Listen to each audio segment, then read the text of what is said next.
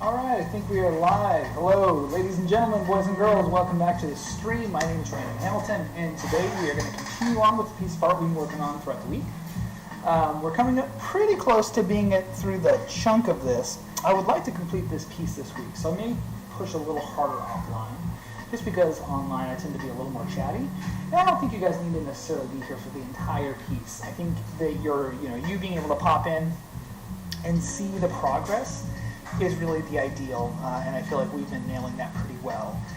So yeah, we're just gonna kind of push on and keep crunching along, you know. I am trying to consider and take into the way we should approach this in regards to how much time we're putting in, where we're putting that time in. So let's get back into my camera here. Make sure everything's turning on properly. Get my stream rolling. And let's turn on our camera. We're doing the Fulton webcam.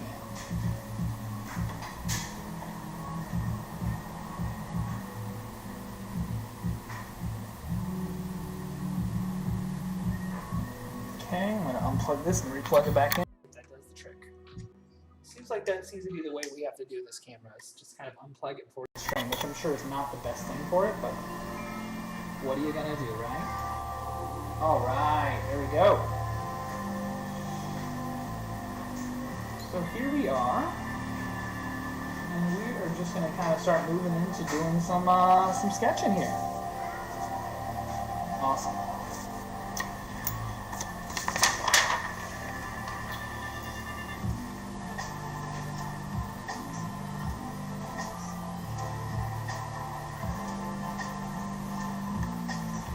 I feel like we've reached a place now where we've kind of got a comfort on doing the work on the screen. Camera setup's working consistently. Music's a little hot right now. Let's pull that down a little bit. There's no reason for that to be so loud. Alright, there we are. Alright, we are streaming over on YouTube and on Twitch, so if you would like to jump in on the conversation, be a part of the process, please do not hesitate to throw your ideas, suggestions, or preferences in. That's what this is all about. We're just going to kind of keep developing this piece. I think this piece kind of has opened up some new thinking about the way I want to approach the stream in regards to what I want to put out there. I am not sure that long tooth pieces like this are the best thing for the stream. I enjoy doing them, but I also am cognizant of the fact that I really want to spend time working a little more interactively with our guests, with you. So I think one of the things I'm really kind of considering now is how can we diversify? Again, we just started this week, so it's all very fresh, very new for me. But that being said, I think that things have been going on really good for our first week. I'm very excited. I feel greatly emboldened to go and talk to my family and get their support.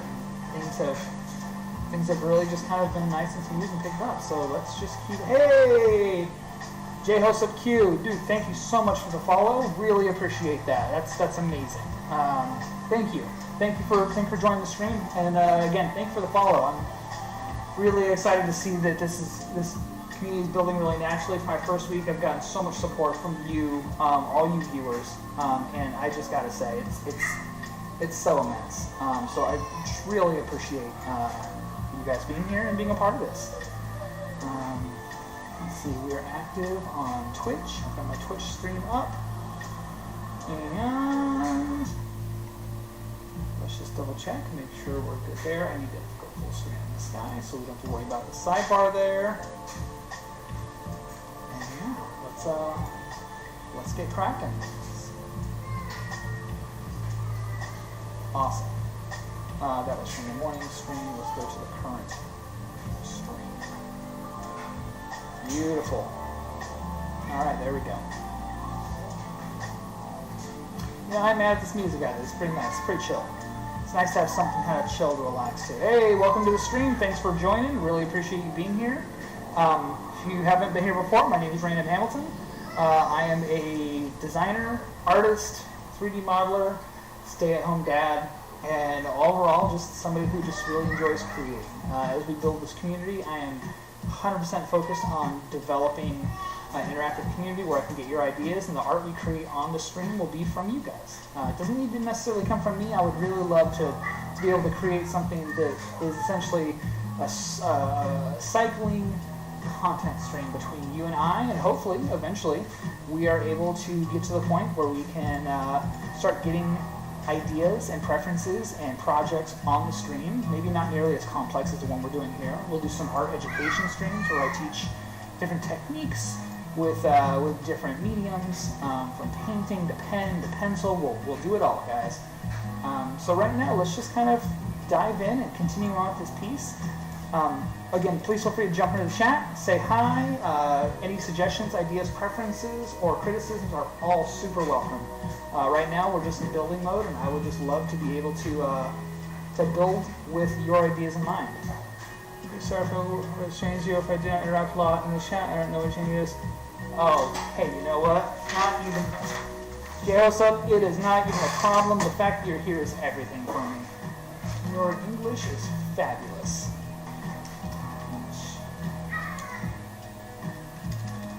Let's see your.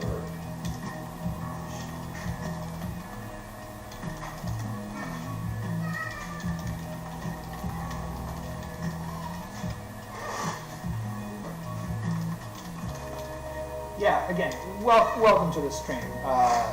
Is it Josep or J. Josep? Not quite sure how to pronounce it, but I really appreciate you being here, and honestly, your communication is perfect. So, any ideas, suggestions, also ideas for the stream, I would love to get those and just keep building on this. So, awesome. Welcome to the stream. I hope you enjoy yourself. We're working on some pretty tight detail and grinding on this guy, so I understand it's a little bit kind of slow to watch, so anybody, who feels like this might just be a little bit slow to watch, we're not always going to do artwork like this. We're going to do artwork that's a little more quick and sketchy sometimes. We're going to do some concept art. We're also going to be designing some characters that will be eventually turning into a vinyl toy line. And subscribers and participants in the channel will have free access to all the artwork digitally for free for download.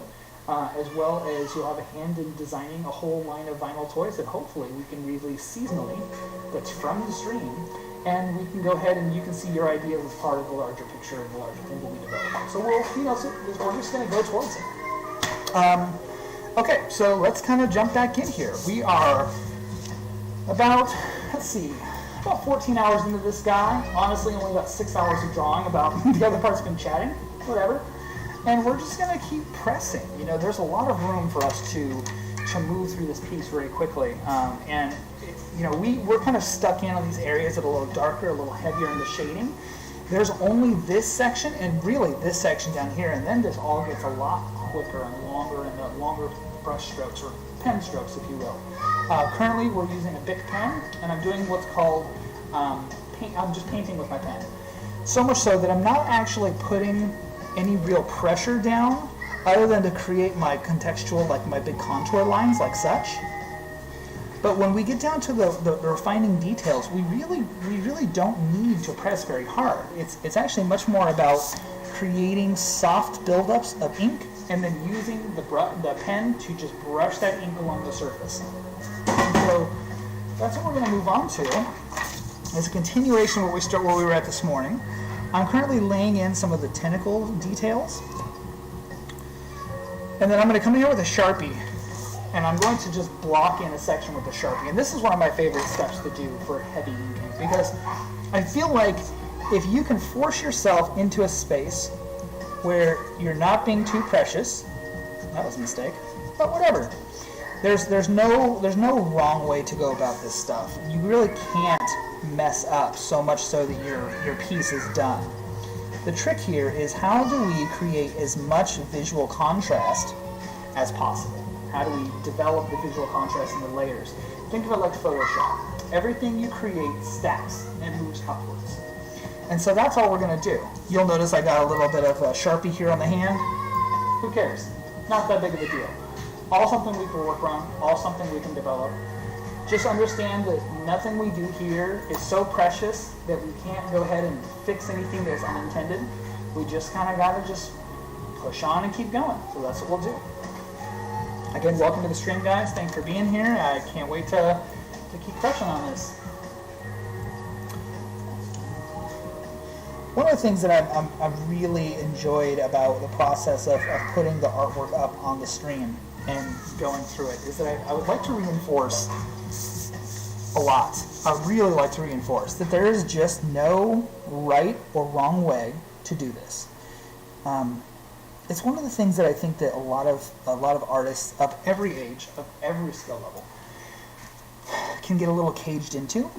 It's very easy to fall into the trap of thinking that, oh, I've got to replicate something from my favorite artists, or oh, they do it like this, so I should do it like this. You know, how often have you seen an artist you really admire, and you go and you look at their process, and you're like, okay, well, I'm going to try to do it like them, so I can replicate the kind of art. And the problem with that is that it doesn't necessarily.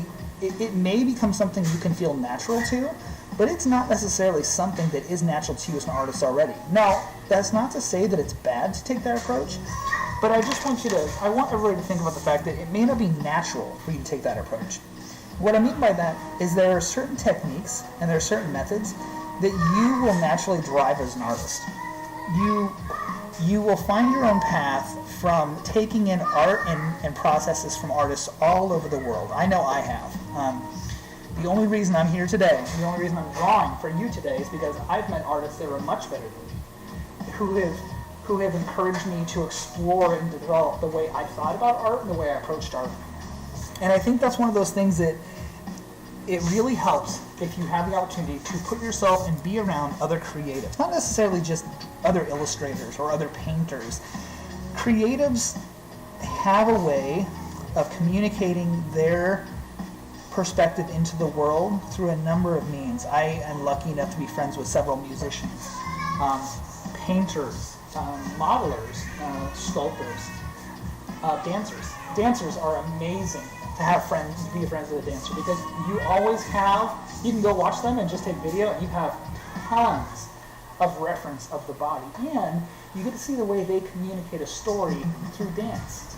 And for me, compositionally, that's been one of the biggest things about growing as an artist, is understanding that you can naturally develop your approach and perspective just by taking in the world and soaking it all up. It doesn't all happen sitting in a sketchbook or sitting in front of a canvas. It happens as you live life, and then as you embrace things that influence you, and then do your best to communicate those through your medium. And I think that's really a goal that I think all of us can always improve on. I am certainly not perfect at it, but I am definitely more comfortable with approaching art like that and being comfortable with what that means, what that says about my ability to create and my ability to share. Something else you notice here is that I'm okay making mistakes. You know, to me, every time something goes wrong in a piece of art, or let me correct that, every time something happens unexpectedly in a piece of art, it's simply an opportunity for you to try something that you didn't expect you had the opportunity to try. You think about art as a series of choices that aren't right or wrong, right? You may have a plan. You may like to think that your piece is going to execute in a certain way, and sometimes it's true. Sometimes it's exactly how it goes, but that's not always the case. And if you give yourself that grace to understand that, you know, sometimes that's just where you land and this is where you're at, it becomes a lot easier to just enjoy what you're creating without feeling like, oh, I gotta hide this one, oh, I can't show this one, oh, I can't put this one out there because it's not really how I wanted it to be. Like, I've heard that so many times as an artist in my life, where people will talk about, well, I have this one piece I really love, but I don't know, I don't like sharing it because it didn't come out quite how I wanted to. And that's okay, you know? What you have to really understand, though, is every piece that you don't show is one more thing that people can't learn about you. You know what I'm saying? Like, does that make sense? That when you don't allow yourself to be vulnerable and be open and show what you're doing, you don't give people the opportunity to then see your work and connect to it in a way that you didn't expect, because you don't define how people consume your art. All you can do is put your story out there and hope that they pull something from it that's fulfilling and that offers inspiration. And if you can find that comfort level and just that ability to just put yourself out there, man, the growth you'll have as an artist is impossible to properly reflect here. I have seen artists that I was like, oh, they're pretty good, they're not bad, but they find that mode where they're just fine with what they put out and they just make it happen, and they're consistent with constantly working on putting out work. And the growth in those artists is nothing short of miraculous. It's exceptional. And so you really just have to think about it in that context. You know, what can I put out there that tells the story in the way I want it to? And how can I not go about making excuses for what I hoped would happen and hasn't happened? I think that's also a really important thing, is don't beat yourself up. You know, don't. Everything that you make, every piece of art that you make is unique to you. Nobody else can recreate your art. Now, yes, somebody can look at your picture and replicate the picture. They can try to replicate your style lines. They can try to replicate your technique. And that's also an amazing, flattering thing. When you have somebody who looks at what you do and draws so much inspiration that they're like, I just got to recreate this for myself to understand it. Man, that is the greatest compliment an artist can receive. Because what you've done is you've provided somebody an opportunity to not only engage and appreciate the story that you've created visually, but you've allowed them the opportunity to then partake and make it part of their own story. And I mean, I don't know about you, but that to me seems like the ultimate contribution to somebody else's life. And I adore how that occurs naturally amongst a creative community. Not just artists, musicians, musicians will sample pieces all the time. Often sampling is considered like, oh, somebody's stealing an idea. No, they were so inspired that they wanted to take that and use that as a base for another idea and a growth that they had. Apologies if you can hear my son in the background. I'm a stay-at-home dad. He is currently down for his nap. He does not like to go down for his nap. So you'll hear him periodically off and on. So apologies. I'll try to, hopefully he goes to sleep soon. All right, let's keep pushing.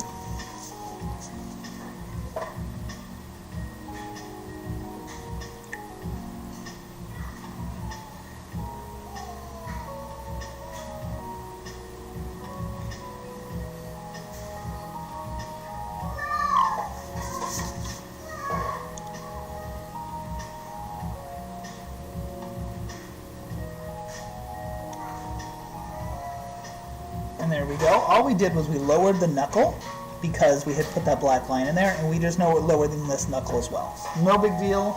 All we've done is adjusted that line and moved it over. Nobody will ever know that happened when watching this. So that's what I mean. You know, just because something like running a Sharpie over a part of the hand could be like, oh God, what did I do? Who cares? Who's going to know? Who is going to have any idea that you just did that? I can't think anybody would.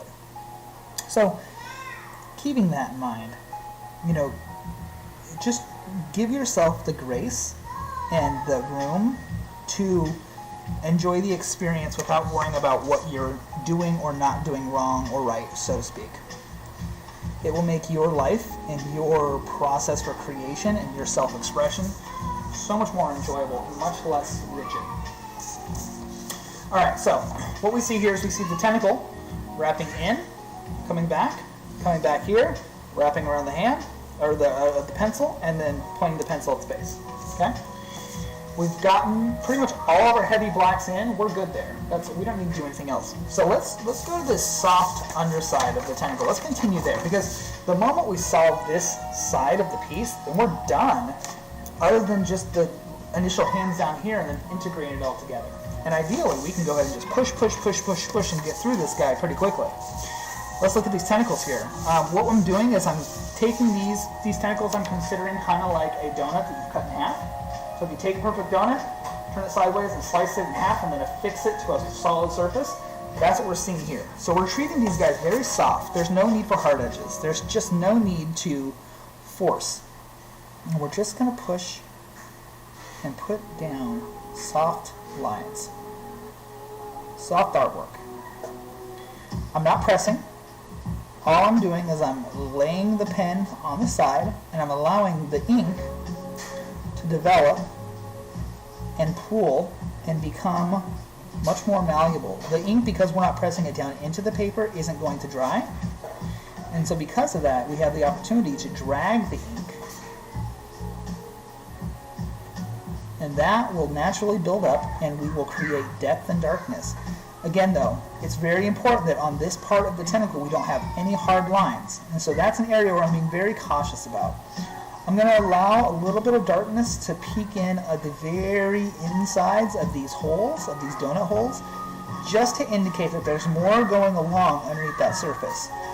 It's kind of a cool trick that we can do here. Let me turn this music. Let me see. Is the music too loud, guys? Hopefully not. You know, I don't know if I'm feeling lo-fi right now. Let's change it up. I need something a little more,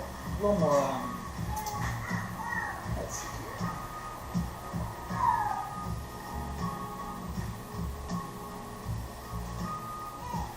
Let's see about social intermission. Let's see if this will do for us. Okay, let's give that a shot. Okay, so we're just slowly developing the insides of these tentacles. We're not looking to make something perfect. We're not looking to create any hard lines. We're just looking to build up ink with the edge of the pen and slowly build up. Awesome. So this effectively, right here, is exactly what I'm trying to replicate across all the tentacle holes. It's soft. It's pillowy. It almost, you see it, and there's almost a sense that it's like a different texture, definitely a different texture than the top of the tentacle.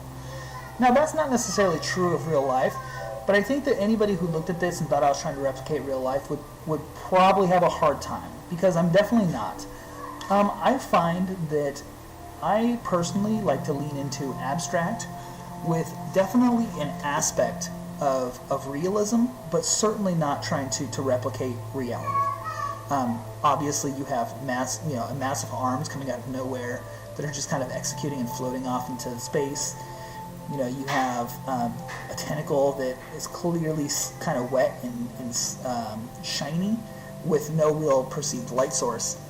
You know, so if you accept that that's where your piece of art is at, like what you're creating, and you're like, you know, you can be okay with that, then making all these little details and pumping these little aspects really becomes just an exercise of how far you want to push. I'm not constrained to try to make this thing look right. I guarantee this is not how a octopus or a squid tentacle looks like. It's just not. But this is how I like drawing it, and I'm okay with that. I don't. If I was on the hook to make something realistic, I 100% could. But that's just not where we're at with this. You know, we're just trying to find the means to tell this story that I can't wait to share with you. And I think that that's, to me, one of the most exciting parts about being a creative and being an artist, is I'm just looking for opportunities to share with you and tell you my story and tell you what's in my head. And hopefully over the course of us building this channel, we can go ahead and get lots of contributions as far as ideas and perspectives and stories. Actually, if you don't mind, for those who are watching, I would love if you could kind of pop onto my social media and give me your ideas on this. But I was thinking this week that I would really like to bring on a range of artists of every walk of life, every career, every field, and even then, complete amateurs who've never done anything beyond just sketching in their sketchbook. I'd love to interview them, talk to them about their approach and their style, and then maybe we can explore their OCs, or we can explore their processes, or explore just their ideas on the screen as a whole group. We can put in the Discord, we can share images around. I had the pleasure of being on the stream with the wonderful S Comic Maker yesterday on her stream. You should go check her out on YouTube. She's fantastic. And, you know, her community was so inspiring. It was upbuilding, it was uplifting. The way they engaged with the stream was just, it was next level. And I think it really opened my eyes to what I thought the stream could be, to now it's starting to take shape of what I'd like the stream to be. And what I'd like this stream to be is I'd like this stream to be entirely community driven. You are the reason I'm here. Without you, there is no me. You know? So what's that look like? How do we develop that further? And part of that's going to be just, me I'm currently designing all of my stream assets. I'm designing the bumpers for my YouTube videos so I can start putting up YouTube videos, because I would really like to put out how-to videos. I'd love to preview different art supplies. If you have a favorite pen or a paper that you use that you swear by, I would love to try it out. If you have a program that you use or you're really interested in, I'd love to give it a shot on the stream and try it, because I am forever going to be a student of developing. I'm forever going to be a student of making art in all of its walks of life. I consider myself a multimedia artist, which means I create in several different ways. I'm a 3D modeler, I'm a digital artist, I'm a traditional artist, and I also love to sculpt. I love to sculpt in clay, I love to sculpt in Kneadatite, and I love to sculpt digitally with ZBrush. And that's actually something that I'm planning on doing here on the channel, is starting to take characters that we've done here and that we're happy with, and we're going to go ahead and use them as a basis for sculpting them in ZBrush. One of the things that I have never done is fully committed to making a ZBrush a part of my regular creative process. I've used ZBrush for going on probably 6 or 7 years now, but it was always to kind of solve problems in 3D models. It was always a tool to get me. ZBrush was always a path between programs, right? I would go to ZBrush after Marvelous Designer and making clothing, or I would go to ZBrush after I needed to take a model and really give it some unique details and perspective. Rarely have I taken the time to do a fresh, full sculpt in ZBrush, but man, I would love to.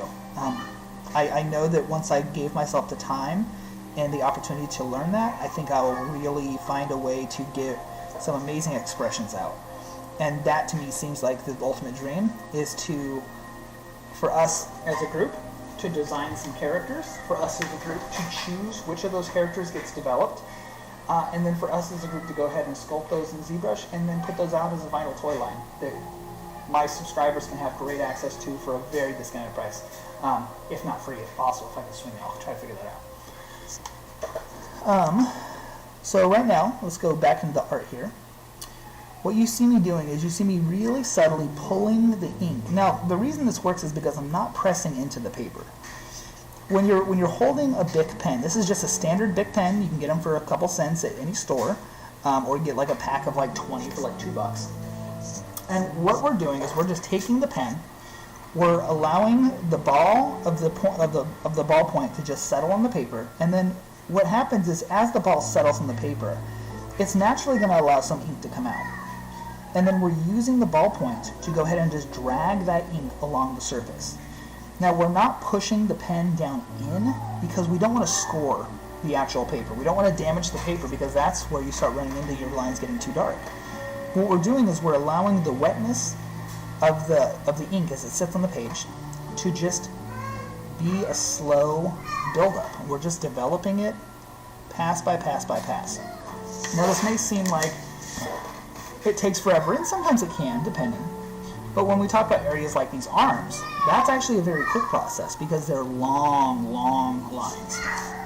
So as we go through this, we're just going to continue to push and pull. That's all we're doing. Gonna pull, pull, pull, pull, pull. And naturally that ink is going to start building itself up. And it's just a process of slowly allowing the load of the ink to keep consistently distributing, and then moving that ink with the ballpoint along the surface. Apologies if you can hear my son. He does not like his nap times. Alright, so we're going to go ahead and we're going to just pull this, pull. All right. And slowly but surely, we are just going to keep pushing this along. Now, obviously, you can see where the tentacle ends. But what I think you can really see here is you can really start seeing the difference between the tentacle side of the arm and the bottom underside of the arm. And what you're seeing is not so much that it's, oh, hey, look, one's black and one's not. But what I want to really get across is the different in texture and the different in textile. That's not the right word, but the difference in how it feels, like physically. Like if you went and touched it, I want you to see this and say, oh, the underside definitely would feel different than the top. And if we can, if that communicates through, then I've done my job. You know, it's, for me, it's really just about, can I tell you the story that I'd like to convey through the art? Because at the end of the day, as an artist, as any artist out there, we're storytellers. You know, that's what we do. We convey stories through our artistry. And hopefully, if we're successful, people elicit some kind of emotion from the time you've invested in making this art, and it comes through, and it provides a means for them to kind of interpret a story on their own. And I think that's, you know, if we really look at what art is and how art has affected humanity, art has moved the dial over the course of humanity in every country, every nation, every people, every culture, every religion. Art is the means by which these ideas come to life. And so it's rather important for you to take the time to just give yourself the room to create and take the time you need to pull that story together.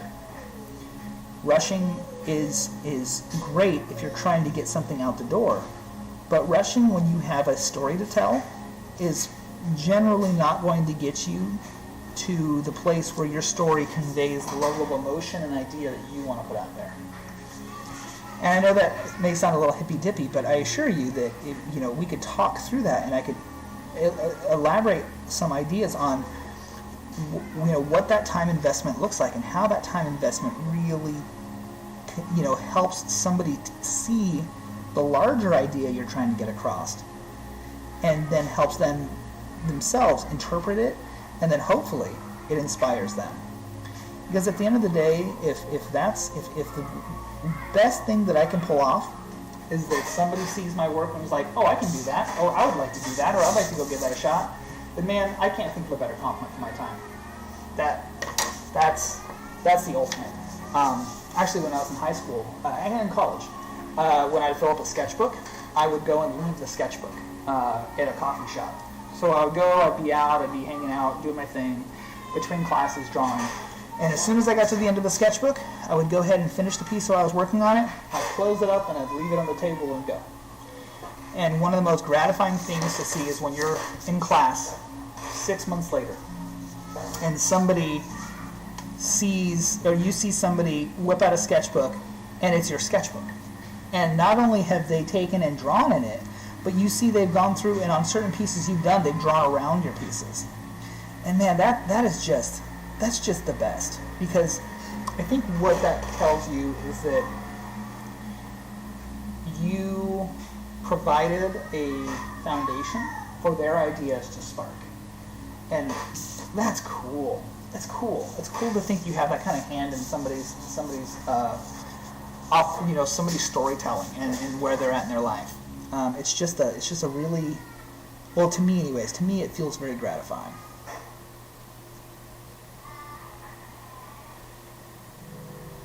Something I'm also interested in to not only grow the channel, but also grow awareness and also meet new people in the community. If you have a favorite streamer, somebody you enjoy watching, or a favorite content creator, I would love to have your ideas on how I can create a piece that would be reflective of their site, of their content creation of their channel, and we can contribute it to them. But I don't necessarily want to do something where like, hey, bring me in your stream and I'll draw, because it's just not my thing. I would like to meet more people, but I don't want to go and perform and try to siphon people off or try to do a you scratch my back, I scratch yours kind of thing. That just doesn't appeal to me, and I don't think that's necessary for us to grow this channel. But it is exciting to me to think that we have some opportunities here. to meet new people through art as a means to explore art further. So that's what we're going to do. We're going to keep pushing.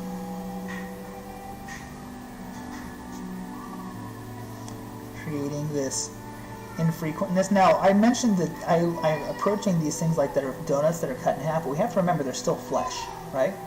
They're still a compound that is malleable. There's still a compound that is covering muscle and tendon, and in the case of a squid, they're covering a lot of viscous, and they're also covering a lot of structure. I'm not sure exactly what it's called, but I know it's not necessarily the same as us. I don't think they have muscles in the same manner that we do. But what we can do is we can indicate simply that there is kind of these rise and falls in the actual. There we go. I might need to get a new pen. This one might be dying. That happens too, right? Pay attention to the signs. If you start noticing inconsistency in your pen, if you notice that it's coming out chunky or it's not dragging consistently, don't force it. These pens are cheap for a reason, and getting a fresh one can completely transform the way your piece comes to life. There's no real need, like, you don't need to season the pen. There's nothing you need specifically to allow it to do what you need it to do, other than the fact that you just pay attention when it's starting to get to the end of its life. And that doesn't mean it's going to run out of ink. In fact, I can't tell you the last time that I got to a pen and because it ran out of ink, I stopped using it.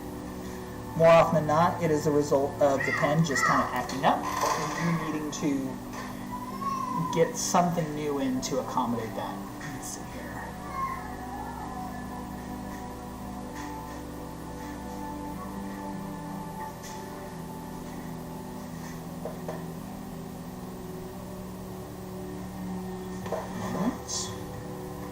So we've been creating this depth. We've been creating this kind of pockmarkness on the tentacle here, and we're just going to keep pushing on that.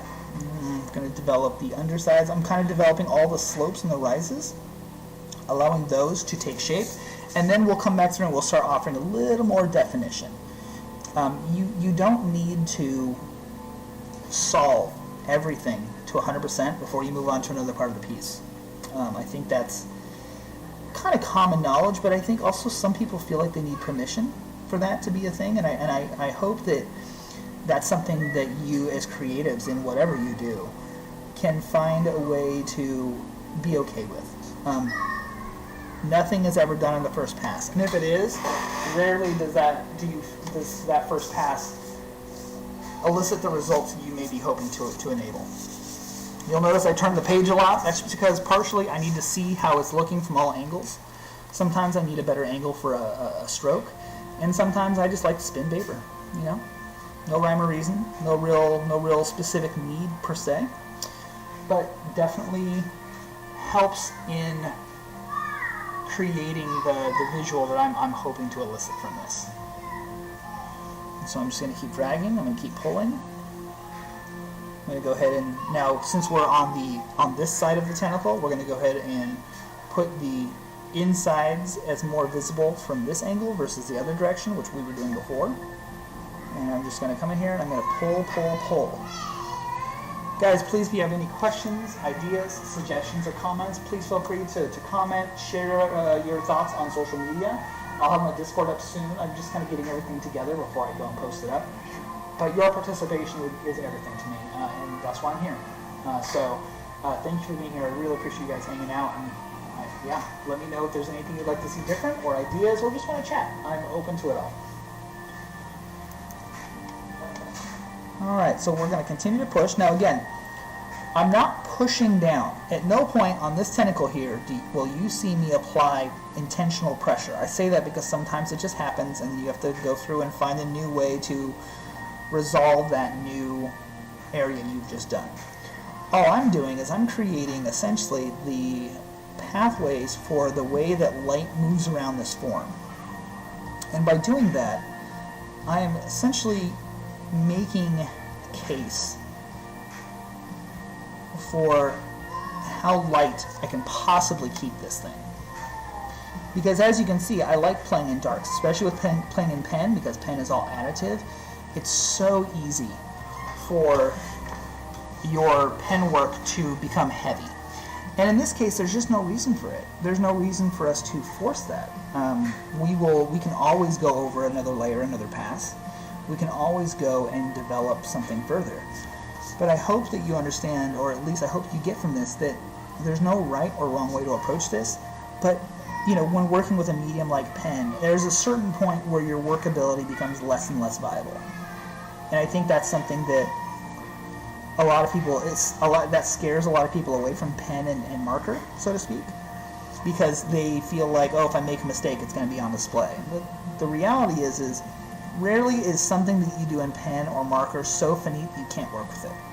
You just have to find a new idea around this new actor and then work with it. Try to find a way to bridge that unexpected opportunity.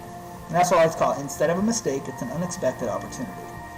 It's a chance to explore a shape or a form that you didn't have before. Hey guys, welcome to the chat. I've got 5 viewers on right now. This is amazing. This is the most consistency I've seen all week, so thank you for being here. I really appreciate it. We are just exploring and continuing on this piece we started working on. My name is Brandon Hamilton. Welcome to the channel. Today we are continuing on this piece. It's kind of a personal piece just made until I get enough viewers and you start sharing your ideas, and then we start drawing what you want to draw. That's the ultimate goal. Right now we're starting fresh. This is my first week streaming, and we're just kind of see what we can build. In this case, I'm using a Bic pen, really standard, basic Bic, and instead of drawing like this and pressing into the paper, which is fine, but not for what we're doing. We're resting the pen on the paper, and then we're just dragging slowly out, and the ballpoint is releasing little bits of ink. But because we're not pressing down into the paper, those little bits of ink are resting on the surface. And so what we're doing is we're building, just layers and layers and layers of ink. And I don't know if you can see that properly, but there's definitely a mark there on my page. It's just soft.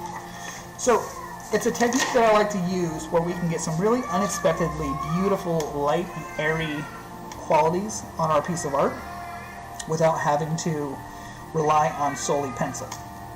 Now you will see that at times I will come back in here with pencil over the top of my ink just to help fill in some of those open areas, because paper is very porous.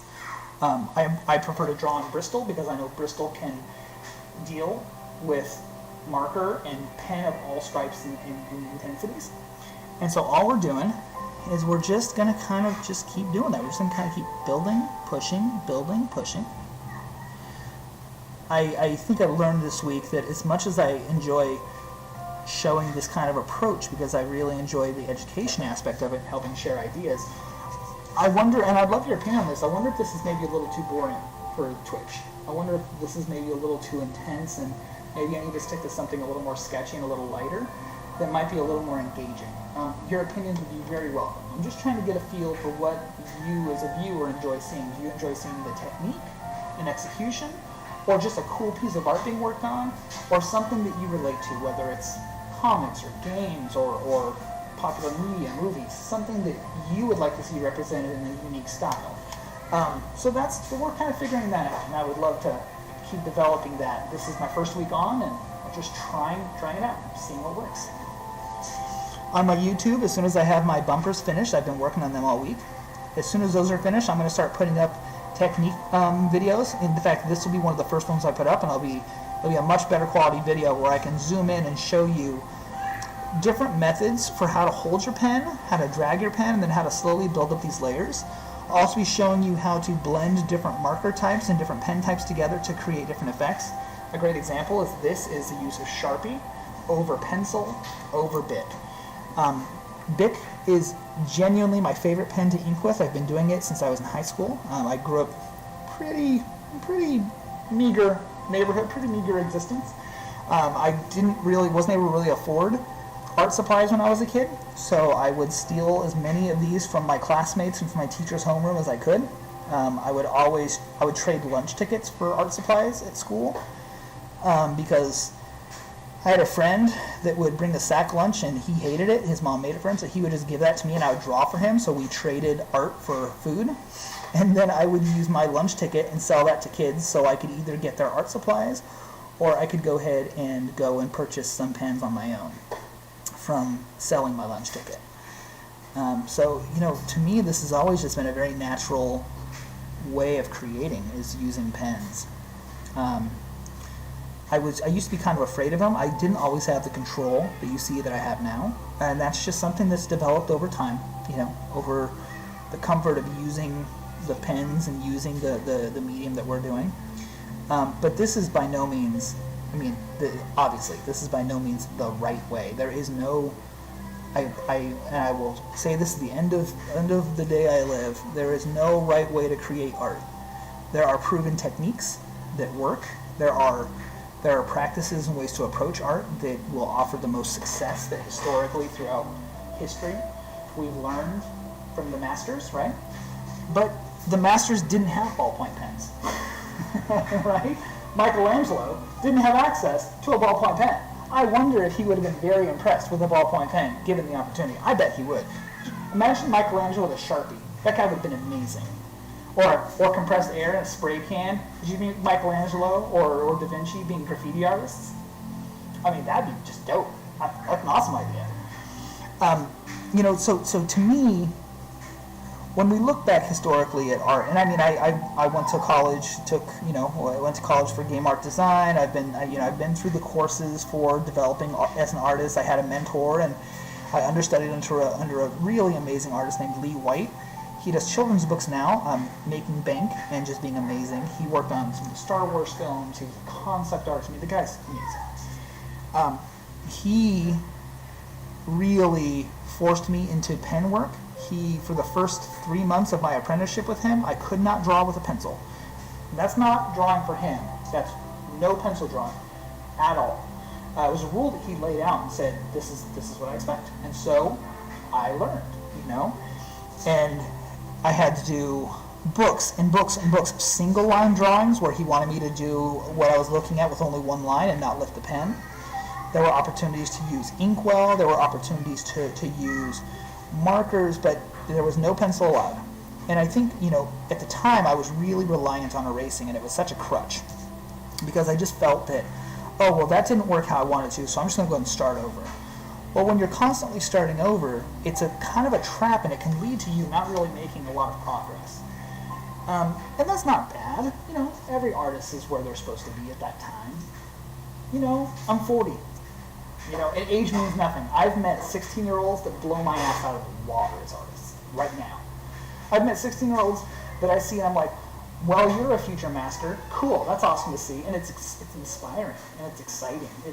I don't look at them and say, oh, my art's not as good as theirs. I say, wow, I hope someday my art can be seen along with theirs. I would love to be part of a show with them. I'd love to be a part of their story, to see this rising star, this brilliant individual that's just packed full of potential. I would love to be a part of that journey and see where they go. That seems like the ultimate compliment, that you could be a part of something like that. And I'm just rambling, but still. So we're pushing. This music is a little too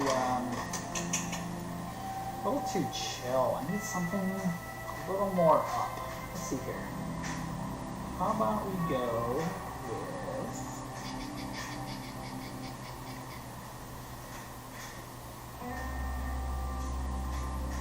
Let's just go social streaming. Let's see. I've got this Soundstripe has this non-licensed music we can play, so our streaming isn't going to take it down. Well, that's fun. I learned about that this week. That was fun to learn about. Okay, so we're continuing on. We're going to keep pushing. We're going to keep pushing. Now, this ink will stay not wet, but will stay absolutely workable for, I'd say, a good 10 minutes. 10 minutes before the air and the surrounding air will start to dry it out. Now keep in mind, because we're not pressing the pen down into the paper, when it dries, it's not going to seal the ink. And what I mean by that is, think about when you're drawing with a pen on paper and you press down, it's like creating a rut in dirt, right? It's like taking a hoe or taking a rake, and when you pull it, it creates a channel in the dirt, right? Well, on paper, that ink settles into that, and when it dries, what happens is the top of it dries. The underside of the ink is actually still wet for a while, but it's just that surface that dries that kind of protects the ink so it naturally dries underneath. If you don't create those channels in the paper, the ink doesn't actually technically dry. It just kind of stays in its form, which is why we can brush it. So going through and building up our ink here into these coves and corners, and then pulling it really does allow us to just keep the ink as this manipulative, modifiable form. You'll see a combination of me doing what are called knurls, and that is where I take the pen and I slowly but surely create small circles.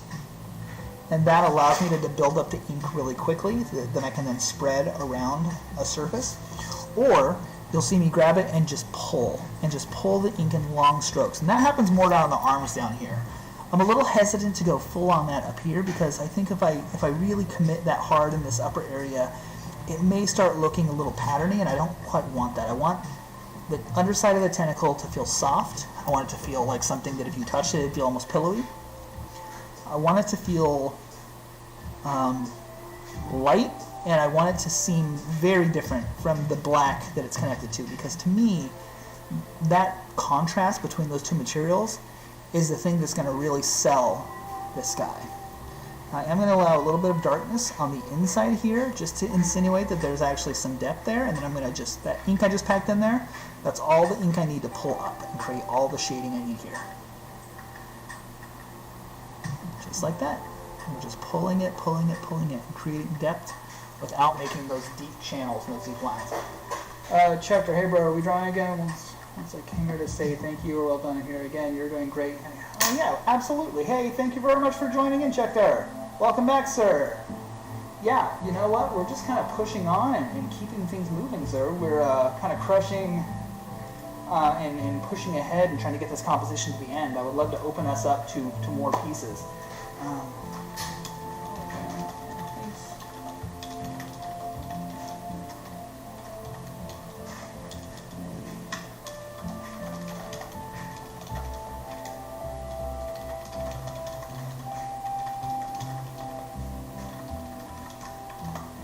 All right.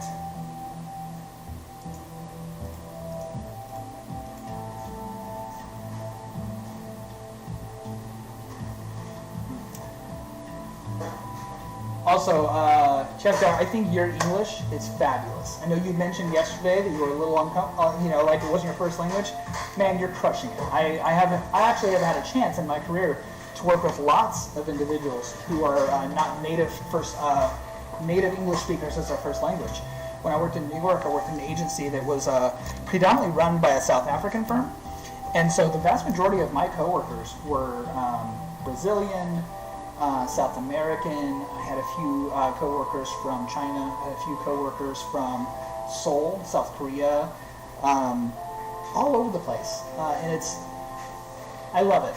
It is a hallmark of how capable so many people are to be able to go and master and take on the growth of more languages into their vernacular. It's something that I am woefully inadequate at. For whatever reason, language has always evaded me. I'm not the best when it comes to words. You'll see me mistype things a lot. You'll hear me use the incorrect words. That doesn't mean I don't love talking, and I'll talk your ear off, but just kind of where our capabilities lie. I find that my real strength lies in the pen and the pencil, and then maybe kind of just talking things out versus a finesse of or mastery of language, so much so. And I really hope for those. Still, but unfortunately, due to time difference, to save here. Oh wow. Totally understand. Hey, not a problem at all.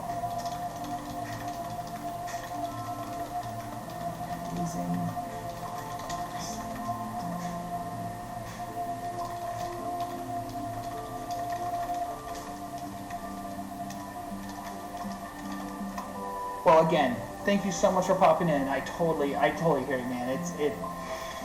I appreciate you talking about it before you went to bed, though. That's super cool. That's wonderful. Thank you so much. Yeah, you know, that's kind of the cool thing also about being on YouTube. You really reach across the world. In fact, I think I'm probably saying it wrong, but it's Checkdar. That's how I'm reading it. Checker.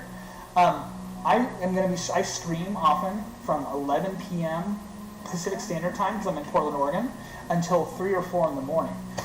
So if there's ever a time where you're up early enough, just check me out. I'll be around. Most likely when you're waking up or when you're in the middle of your day.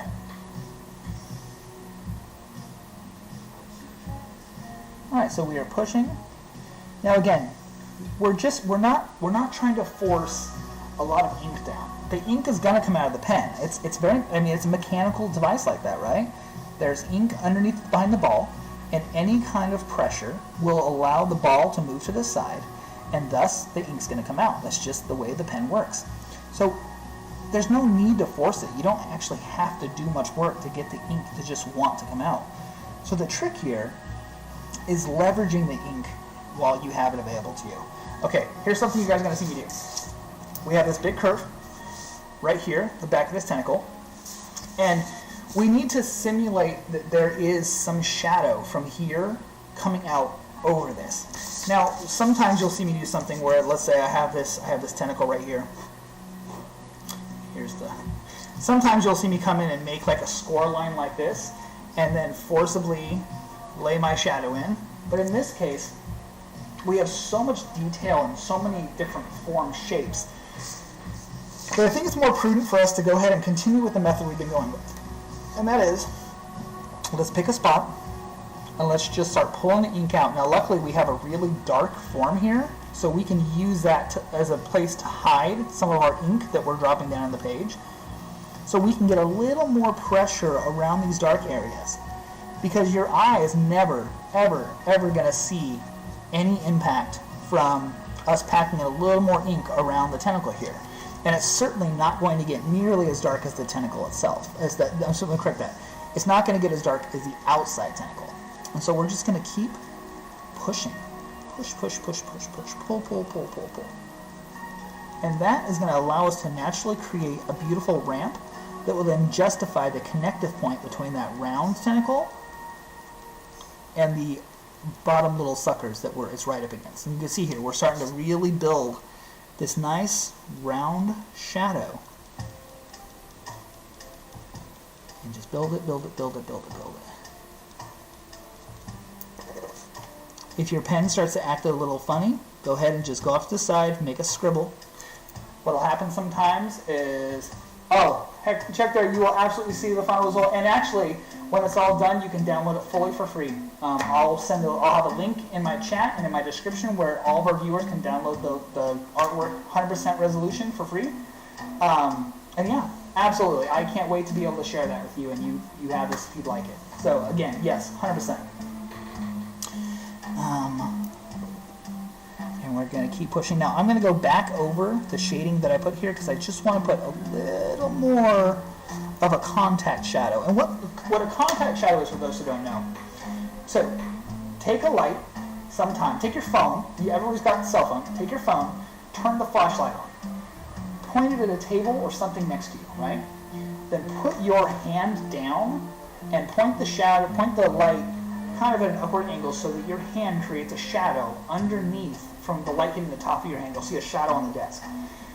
Look in there and you'll notice that right along where your thumb or your hand connects to the shadow, it's going to be a lot darker, and that's called a contact shadow. The problem is that you don't want to start with the contact shadow, because if the contact shadow is too dark, it doesn't blend cleanly to the rest of the shadow you're laying in. So what we're going to do is we're slowly building up this ink around this, and we're not losing that highlight. That highlight's super important here. So we don't want to mess with that highlight, but we want to go ahead and just really signify that this tentacle is literally resting on itself. And lighting is the ultimate communicator of that. Lighting is the magic. We don't need to do any hard lines. We don't need to do any detail lines. We don't need to do any extra crazy bullshit. All we're doing is just laying in lines. And we're building that ink up slowly but surely. And there you go. almost there. Got a little more to go on that guy. Let's go ahead and go right here. Let's go ahead and give this a little more definition. We are obviously going to have to hardline around the tentacle, but we don't need to go crazy here. We just need enough to pop it out. Awesome.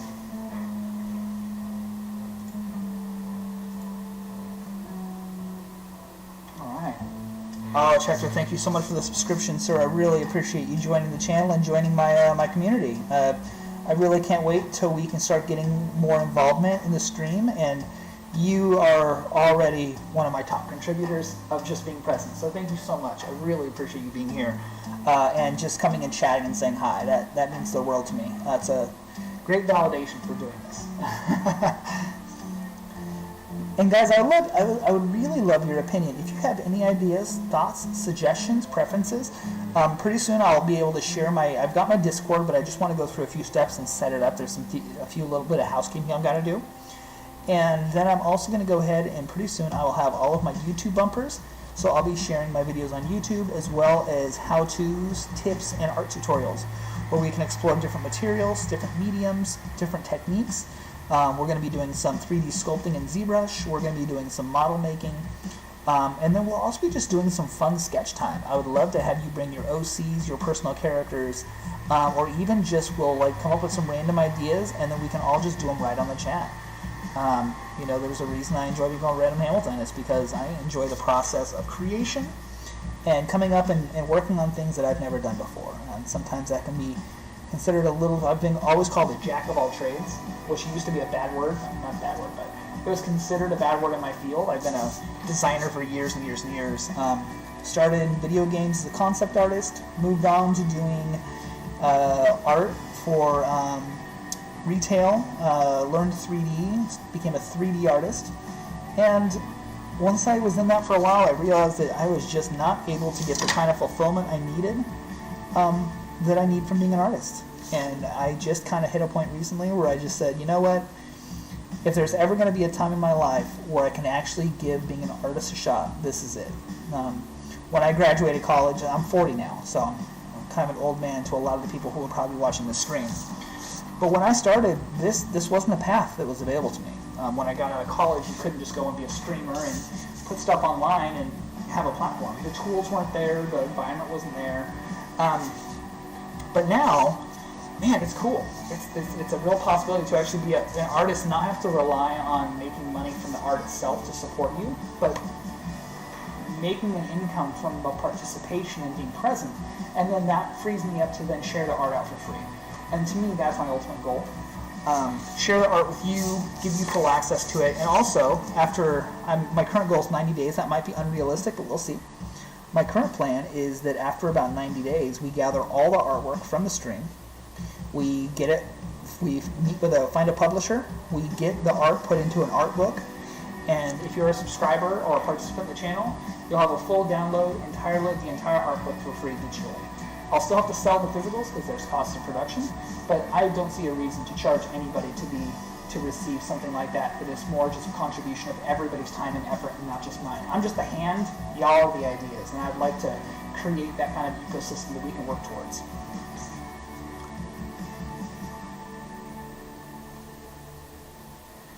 All right.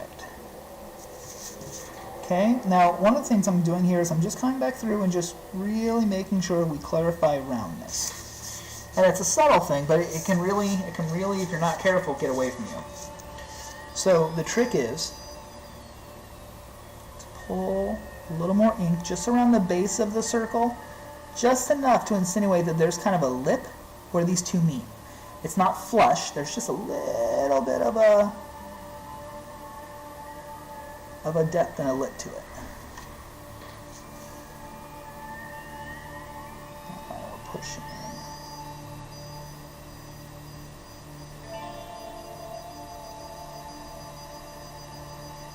Okay, now you can start seeing where in these corners, and I'm going to start now doing this all the way down, right? We've kind of got the initial shadows laid in, we've got our suckers defined, we've got shadows present, but now we need to start making sure to give a little bit of contact definition where two of them meet. And so all I'm doing is I'm coming into these areas where they're meeting, and I'm just packing in a little more ink. And because the ink below it now at this point has at the very least gotten a little more tacky, it's not dry, but it's certainly become more malleable. Now when we put more ink down, that tacky ink is going to grab onto it and hold onto it, and you're going to see it darkens really, really quickly. Like, to the point where if you're not careful, you can overpack it. I mean, again, there's no wrong way to do this, and if that is the style that you want to grab from this, then by all means, you should absolutely do that. But we're just looking to slowly pick more depth and darkness into those areas.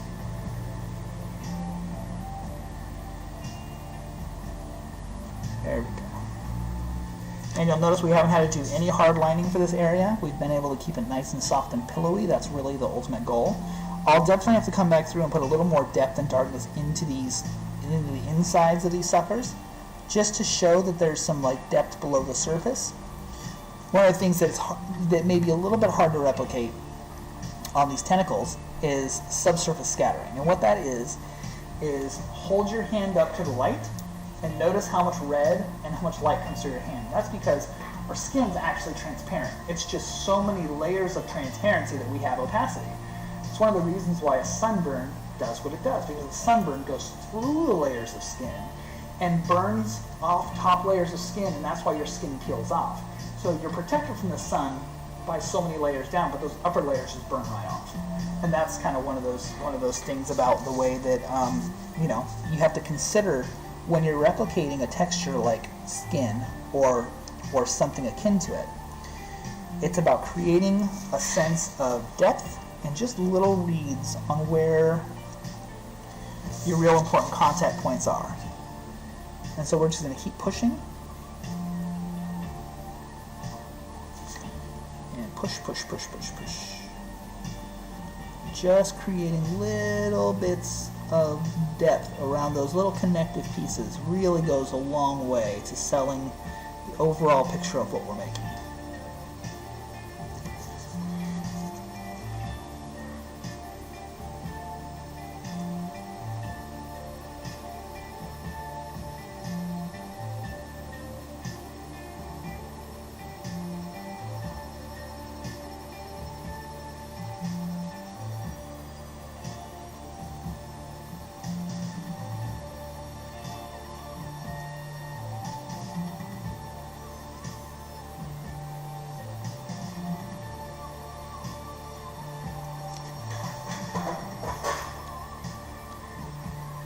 Okay.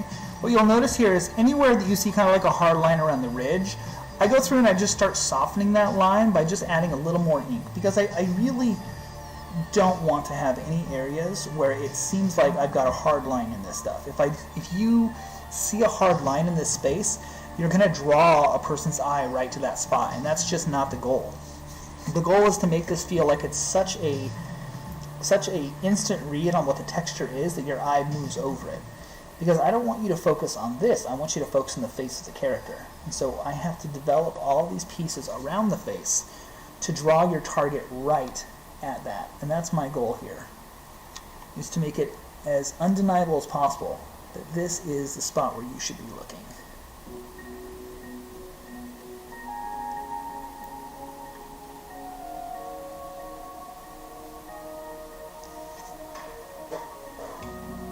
For those in the channel who are new to the stream and haven't been here before, my name is Ryan Hamilton. I am a digital artist, gamer, 3D artist, illustrator, and stay-at-home dad. And I'm new to streaming, just started this week.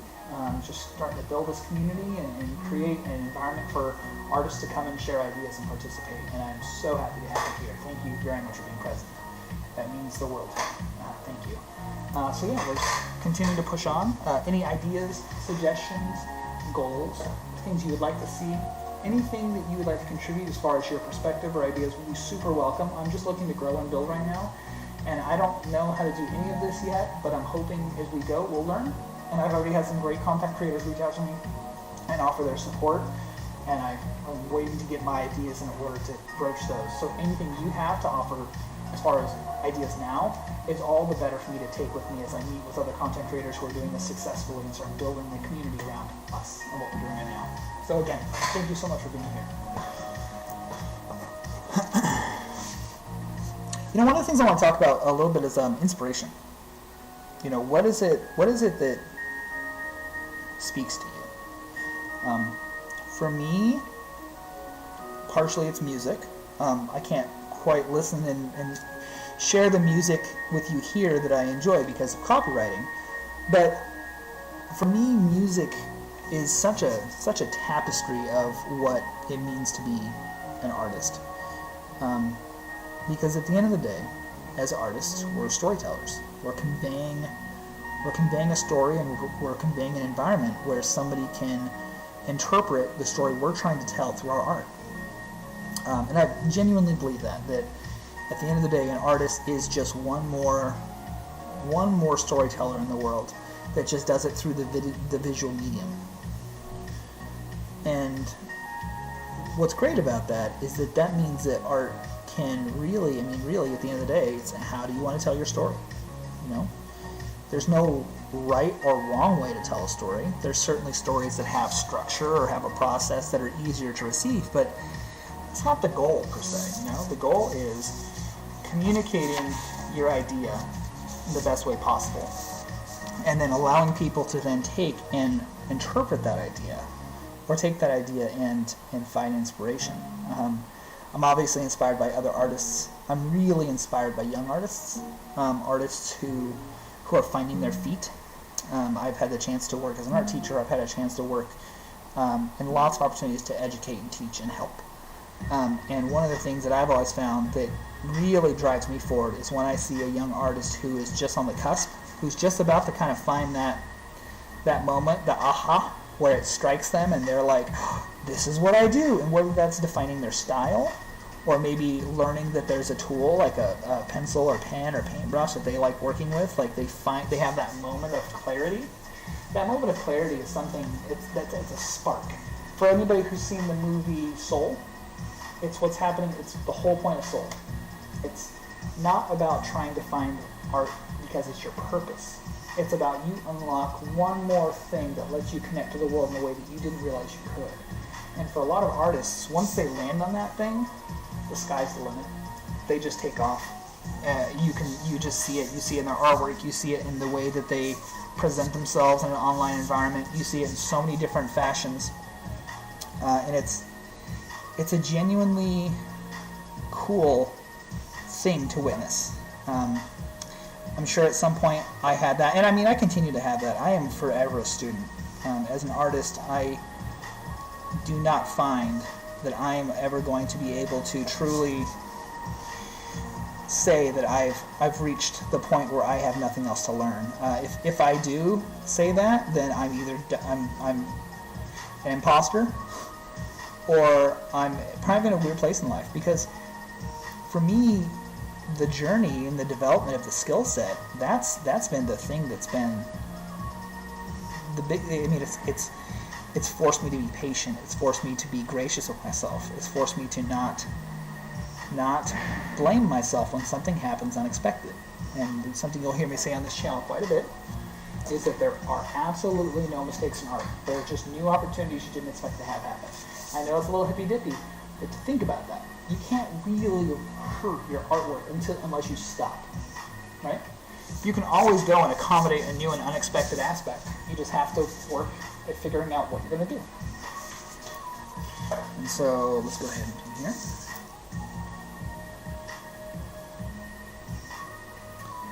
Okay, we're just allowing this shadow to come a little bit more out to pop that. There we go.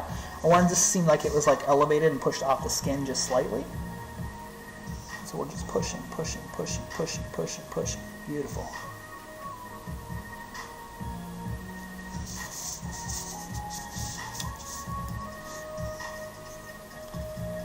Slowly developing this up, building.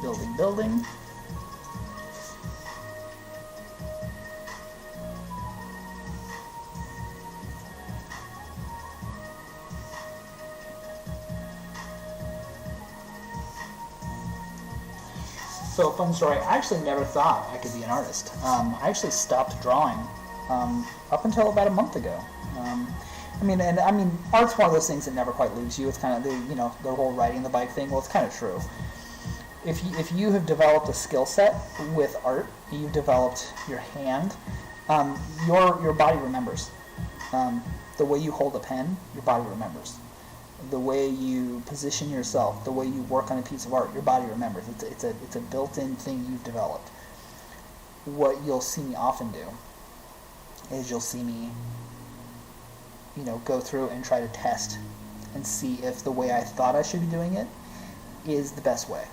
Sometimes you have opportunities to assess what you're putting out, and if you want to improve on that, you can try different techniques because you're so comfortable with what you're already doing, so you just need to force yourself to try something different. Also, sounds like Otto went to bed, so luckily we should not hear a little kid or a toddler shouting from his bedroom, which is the goal. I'm very lucky to also be married to a very talented hairstylist and painter, and she is such an artist when it comes to hair. She hates that I say that, but it's true. She is an exceptional stylist, and the things she does with hair as a medium is just breathtaking. I've seen some of the work she's done, and it's crazy. Hairstylists are one part chemist, one part therapist, one part designer. They have to know color theory. They have to know how the shape of a head will completely change the way a haircut looks, which means you can't give somebody always the haircut that they're wanting because it just won't work for them. Maybe the color of their hair won't take a certain color, so you can't necessarily dye them into a certain color scheme. There's so many crazy little intricate things that go into working in the hair industry and working on people's hair, and I've always been so fascinated with what she's able to create just from standing behind somebody, looking at them in the mirror and starting to be reductive. Because you have to think about being a hairstylist is mostly reductive. There is additive, right? You're putting color in people's hair, you're placing product in, you're developing certain parts of the hair so it grows or lays in a certain way. So it is an added process. But it's not necessarily something that is, you can only add so much. Most of you're taking away, and to me, that's always seemed like that's like the ultimate form of artistic creation is through somebody's hair, because not only do you have to make the hair look good, you have to make sure that they look good with that hair. And what I mean by that is, think about when you see somebody wearing an amazing pair of shoes or a really crazy outfit. You see somebody who is just dripped the fuck out, right? They got it. They look clean. Now imagine when you see somebody like that and they don't have the confidence to wear those clothes and walk in a way that shows off the clothing they've chosen, right? They don't have the panache. They don't have the how you say, whatever. It's essential that they are able to wear the hair or wear the clothes or wear whatever it is that you've provided for them. And in some cases, somebody will come in and say, I want to have like a blue ombre that transitions to green or something like that. And yeah, you may be able to put that on their hair, but then if they're going to go and be kind of like quiet and not wear the hair, you didn't do them the right service. You didn't take them where they needed to go. And so it's one of the things that I've always really been impressed and proud of my wife is that she'll be one of the first ones to somebody says something like that, and she'll say, I'll be honest, I don't think you're going to have as good a time as you think with this, because this is what this takes to make this work. And I think that ability to be honest with people and not harm the ego, but also divert them and guide them towards something that would be very holistic, to me is just so cool. That's why I say part therapist, because they really, she really has to take into consideration how people feel about themselves. When they walk out the door, they have to feel their best. And it's her job to guide them there and also show off her artistry in a creative way. It's very, very cool. It's a very cool industry.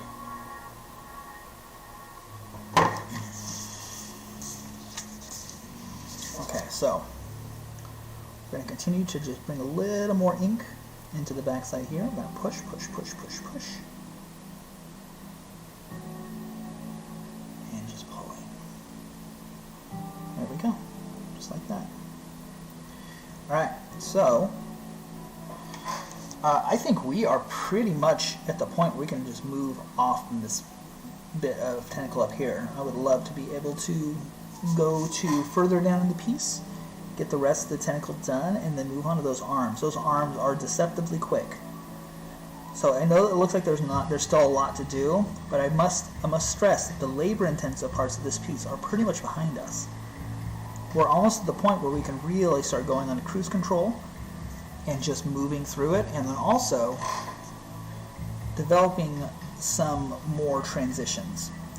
What I mean by that is there's areas in the piece where I haven't fully locked in all the shadows. This is a great example. You'll see me adding just a little bit of more ink in this spot right here. And all I'm doing is I'm creating little bits of definition. I don't have to make that whole section dark, but what I'm doing is by just going through and adding a little ink, you realize that those pieces smash together. They join together. And there's actually some depth in that cavity, that cove. That's what we're looking for here. We're looking for depth. We're looking for, that's looking, wow, that's what we wanted. I'm very happy with how we're getting to the suckers there.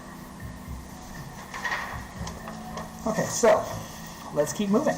So I'm going to go ahead and say up here we're probably pretty good. I'm going to go ahead and give that guy a hard line. So let's hard line that real quick. And what I mean by that is we're just going to go through and just give it a very defined pop. What you're going to notice is just by adding this, all those extra lines that aren't just shaded, that seem like they're a little intense, they're going to fall right off. The power of being able to create visual contrast through a hard line next to a shaded body is one of the greatest tools we have as artists, because we're telling somebody what the boundaries of a line are. We're telling somebody what the boundaries of form are. And just by the creation of a higher level of pressure and contrast, we define the edge of a piece very quickly. So we're just going to keep pushing there. Go ahead and do that. Give that a hard line. There we go. I think one of the other things I would like you to take away from your time with me is that art can be very much about somebody's talent, right? You can say, oh, you're so talented, that's great, and that's cool. It's really cool when somebody feels so compelled to share that feedback with you. It's nothing but a compliment. And please go out of your way to always be gracious and accepting. There's nothing wrong when somebody gives you a compliment about your work to say, hey, thank you very much, I really appreciate that, right? Often in the past I'd be like, oh, well, I don't like this. I would literally shit talk my own work when somebody's complimenting me. And it's so detrimental to somebody seeing your confidence, right? People want to see a confident artist. They want to see that you're drawing something or you're creating something that you know that you're standing behind. That gives you some oomph. And if the moment you get a compliment, you head down, shoulders down, and you shy away from it, you're actually doing a disservice to the person who just complimented you. You're taking some of the steam out of their sailboat, because it's not like they just go and compliment every artist they see, right? We don't compliment every drawing we see. Sometimes people genuinely just are so taken by what you've created, they want to pay you that kindness. And it's part of the acceptance of being an artist is learning how to accept that graciousness and also how to push past it and excel beyond it. Because that's how you make a fan. You make a fan by somebody seeing something they're drawn to of yours, and then you go one more above that, and you impress them so much that they're like, oh, well, I've got to stick around for this person. And I think that's important as an artist to learn how to accept that kind of attention and feedback, and do it in a way that says thank you, but that isn't overly cocky. That's also another side of things. You're never as good as you think. I don't care how good of an artist you think you are. I don't care how successful you are, how much money you've made, how many dream projects you've been on. I mean, I've been able to work with Hot Wheels and Xbox. I've been able to draw for for E3 and Twitch. You know, I've been able to make some really great stuff. Work with Ford and Nike and Adidas. But at the end of the day, yeah, I had that opportunity, but that isn't what has allowed me to become a successful artist, or at least continue to grow as an artist. Being humble and accepting that there's always better artists out there than you is the first step to being your best artist. You'll never be as good as you think, and there will always be somebody that does what you do better, and that's cool. That's awesome, because it means you always have something to strive towards. You always have something to work up. You haven't hit the ceiling, and you're not looking down. You know, you are just on the journey. You're on the path to improving, to developing, and that's something that is so important, that you don't drink your own Kool-Aid. Start believing that you're so impressive and so amazing. Now, you can be proud of yourself. Be proud of the artwork you do. But, you know, at a certain point, that confidence can be so detrimental, because what it can do is it can stop you from accepting an opportunity to grow and be better.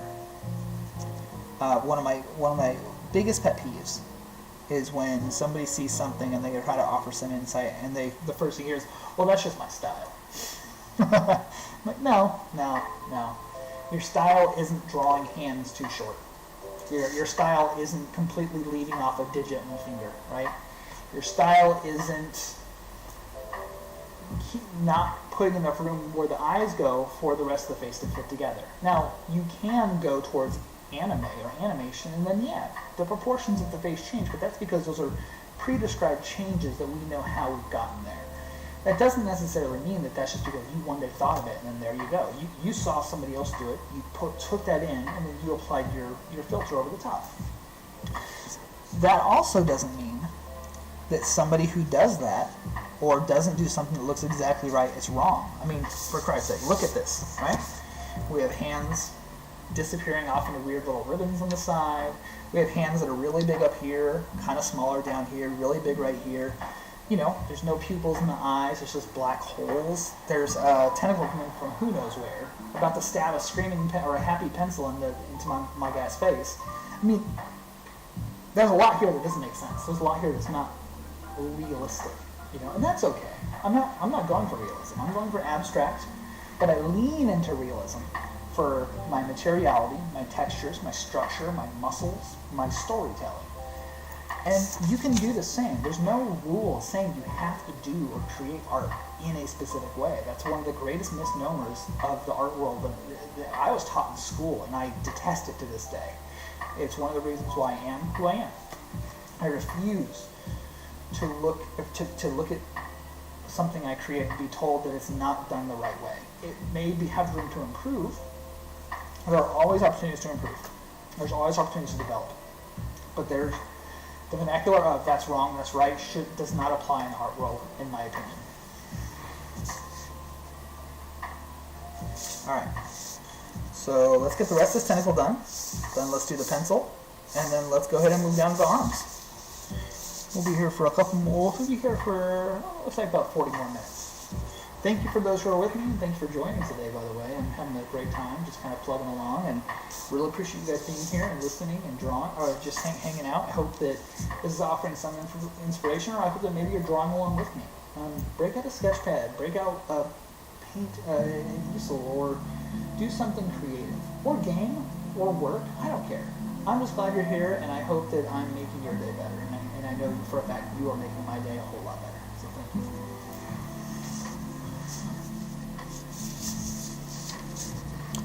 Alright, let's keep pushing here. So what you see here is I've just taken and I've done a really loose lining of the general shapes I want to get. And this is something that I did up top as well. What this does is this tells me where I can go ahead and start building my shading into the actual tentacle. So I'm going to kind of get in here and I'm just going to start pushing. And the reason I put those lines down is those lines provide me a very great excuse to not follow my lines. Because I don't want these lines to be the defining anchors of these suckers. But the line is really my first stroke to build my lighting, my shadows up. So all I'm doing is I'm using that line as the meeting point, and then I'm just pulling the ink like we discussed earlier using the technique I explained. And then I'm just going to go ahead and use this opportunity to just develop circles, pull details, and just push, push, push, push, push, push, push, push. You'll hear me say that a lot. That's twofold. Number one, I say it in real life.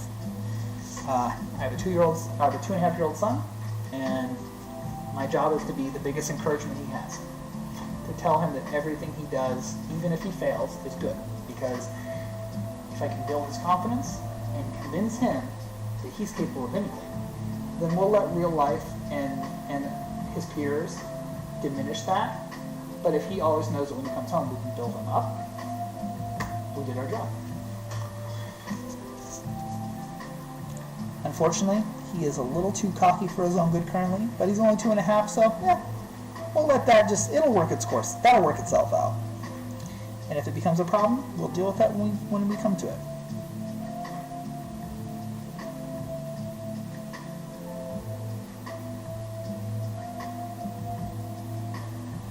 I am feeling this music right now, by the way. Also, that's something else.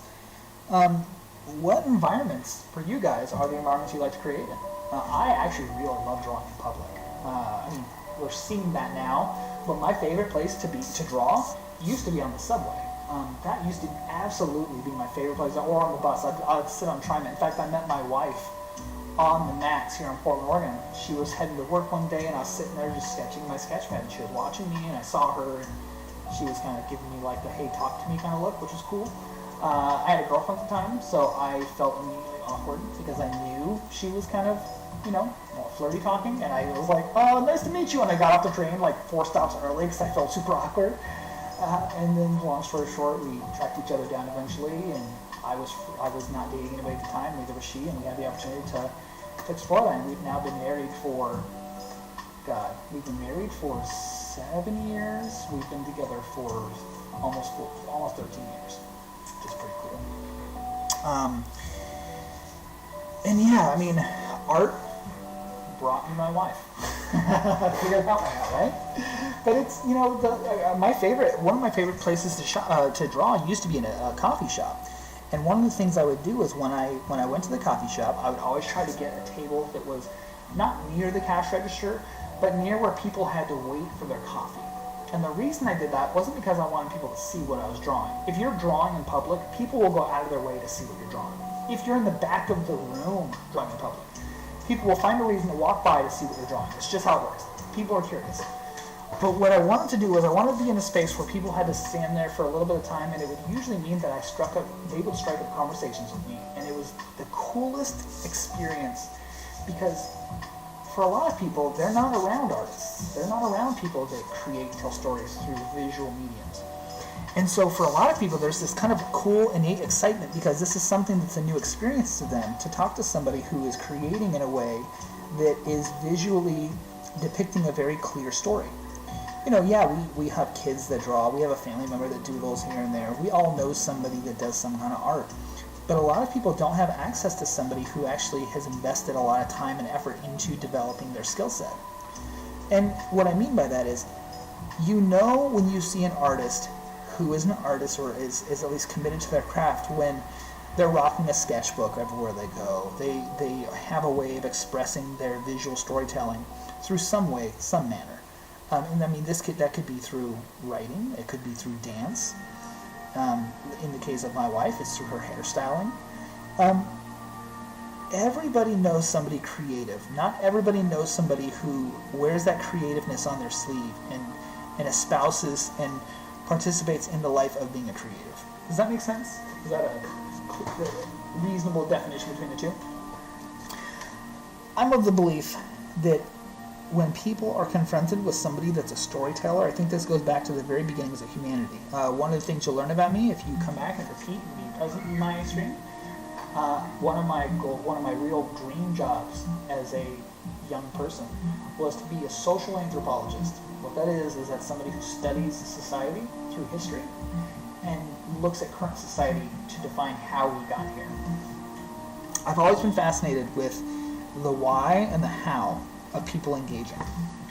I've always been fascinated with the method at which people will gravitate towards creatives and then elevate them, even without the creative trying to make those steps themselves.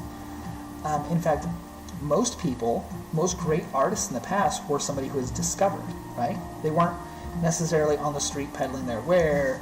They weren't beating the gallery path and like slowly building up their following. They made something that it was so striking to somebody of means, or somebody of a platform that could communicate, or somebody of just a position where all they wanted to do was share what inspired them, that elevated and pushed up somebody who was a creative that may not have been out there trying to garner that attention, but once they were introduced to the world and you got to see somebody who is so genuine in their storytelling practice that it opened just door after door after door for them, because the world saw, oh, this is a unique kind of person who is bringing something to the table that we haven't seen before. Let's celebrate that and give them the opportunity to just keep giving us more of that, because that's what an artist is, right?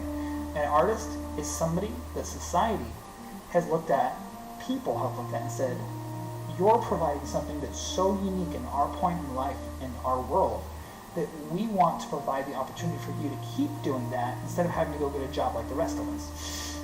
And as somebody who's been rocking that job like the rest of us for 15 years, and now finally breaking into the space where I'm just going to share my art and try to take this path, it's exciting and it's scary, but it's also the hugest compliment that I think I could possibly get, that there's an opportunity for me to be present and share something like this, and then have this be a means by which I can take care of my family.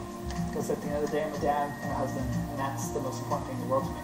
So to allow my storytelling through a visual medium to be the backbone of that, that's cool. It's exciting. It's a very exciting possibility and opportunity that I'm hoping to just grab onto, hold on to, and see where it takes me, and see where you take me. And we'll just see what that becomes. So we're going to continue pushing here. Now, okay, we talked about this up here with this core shadow, right? We had the shadow that was on the underside of this tentacle. It was very important for us to kind of get that done.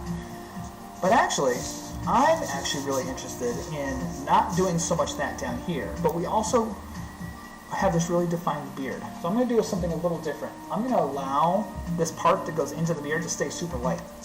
In fact, I'm going to come in here and I'm going to erase out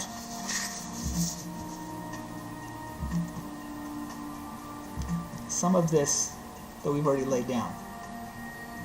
And it's okay, I'm not trying to get rid of it, I'm just trying to lighten it. I'm trying to provide as much of a ramp for the lighting that goes into the tentacle, so that there's a very clear lightning right into the beard, so the beard pops right out. Because the goal is to keep your attention here, not behind the beard.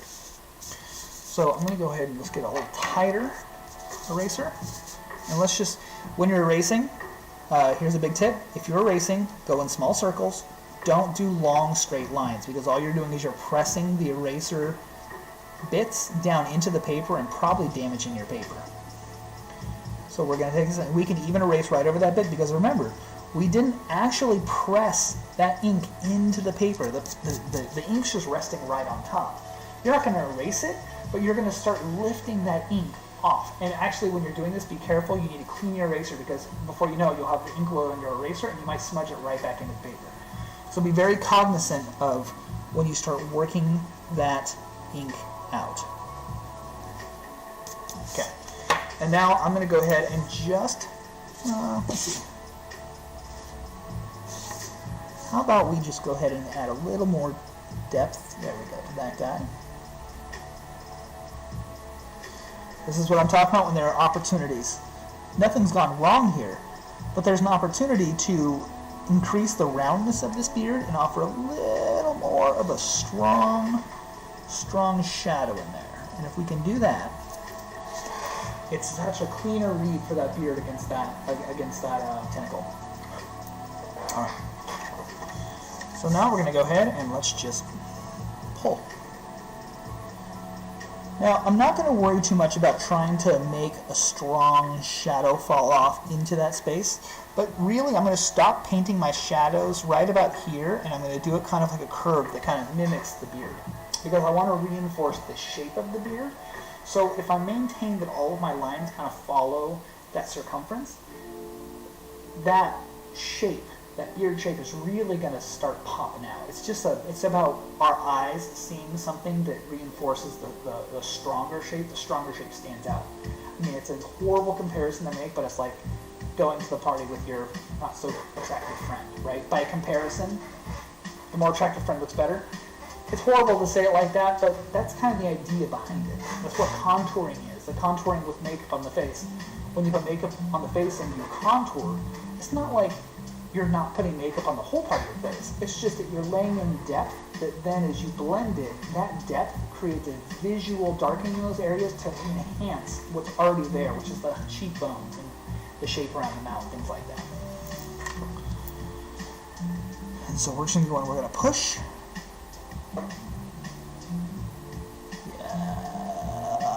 Yes, that's good. That'll work.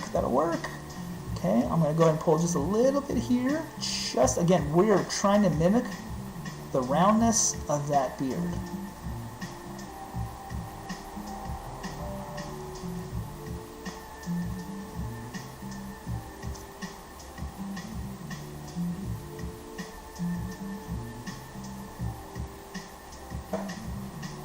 And I am going as absolutely light as possible. I want this to be almost as if you're not sure if it's shaded, but the fact that it is shaded is enough for your eye to say that's what it's supposed to be.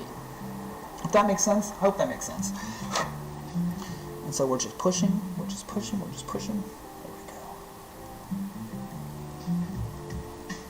There we go. That's perfect. All right. There we are.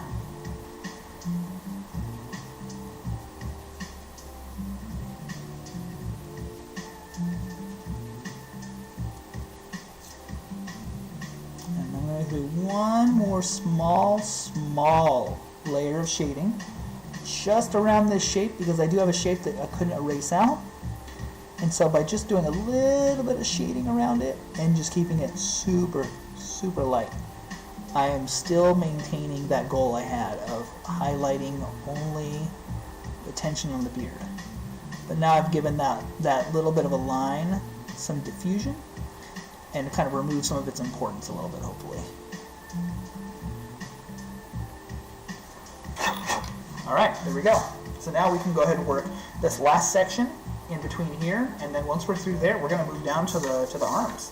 Well, actually, we have that, and we have a pencil. Then we'll go ahead and move down to the arms. So let's go ahead and give this guy some boundary. Ladies and gentlemen, whoever's here with me, I see that there's 3 people with me. I'm so happy to have you here. Thank you very much for being present and participating and just kind of being a part of this process. I can't thank you enough.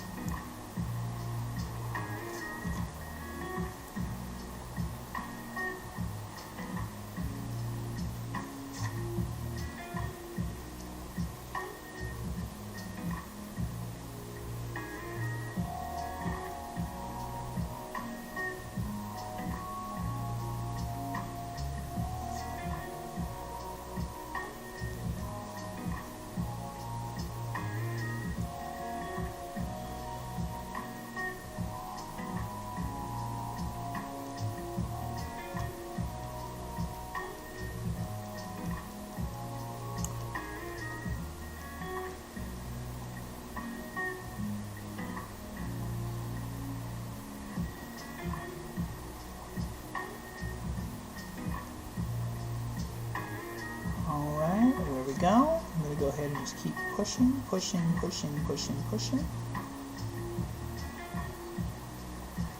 And we're just developing the shading between these lines. to do some serious yoga stretching tonight. My back is not feeling this whole leaning over thing. Which, it kind of happens. It's essential sometimes. But, okay. And we are almost through this tentacle. This thing is this is a deceptively complex piece on the piece of artwork because it takes a lot of control. It's not hard. I wouldn't tell you that what I'm doing here has any difficulty attached to it. But maybe the difficulty comes in the patience it requires. You have to trust the process. You know that the ink's going to come out. You know you're going to see it. You may not see it as fast as you want. That's totally fair. But if you just keep pushing, everything will kind of just settle in. And it's one of the beauties of what we do is we're just looking for ways to explore the full breadth of our idea. Now, I'm not sitting here thinking, oh, well, if I don't put this part out, then that's not going to make sense. Like, that's too granular. More what I'm trying to say is that is the speed at which I'm trying to put something out the thing that's going to express the idea or the story I'm trying to convey, right? Because I rarely think you're going to find an artist that says, well, my best work was my fastest work. And maybe there are some out there. I've just never met them. But who knows? I could be totally wrong. In my experience, the best work from an artist usually comes from a piece they've been toiling on. Now, sometimes lightning strikes. There's lightning in a bottle. And sometimes an artist just gets lucky. They put out a piece, they just sketch something up, and then it all just works. In fact, this piece came together. We drove out to my wife's parents' house to go see them, and it had been a while since they'd seen my son Otto, or our son Otto. So we decided to go out there. And also, my mother-in-law had an extra webcam that I was going to use that you're watching right now. I have the webcam that I have in front of me. And then she gave me one of her old webcams, and that's what I have currently blue taped to a ring light. High tech, let me tell you. High budgets. Tons of money to work with here. But it allowed me to now share the process of drawing. Well, in the car ride, I was like, crap, what am I going to do for my first day of streaming? Because Monday was my first day streaming. And I was like, well, I can start designing a piece, or I can grab an old piece I did. And I was like, well, let me go ahead and just pick up a new piece and then run with it. Let's just see what happens. And so I decided, I was sitting there with my father-in-law, and we were talking, and I was just doodling, and he was telling me about one of his games, because he's addicted to these lottery games. There's a huge gaming audience out there in the 65-plus range, by the way, guys.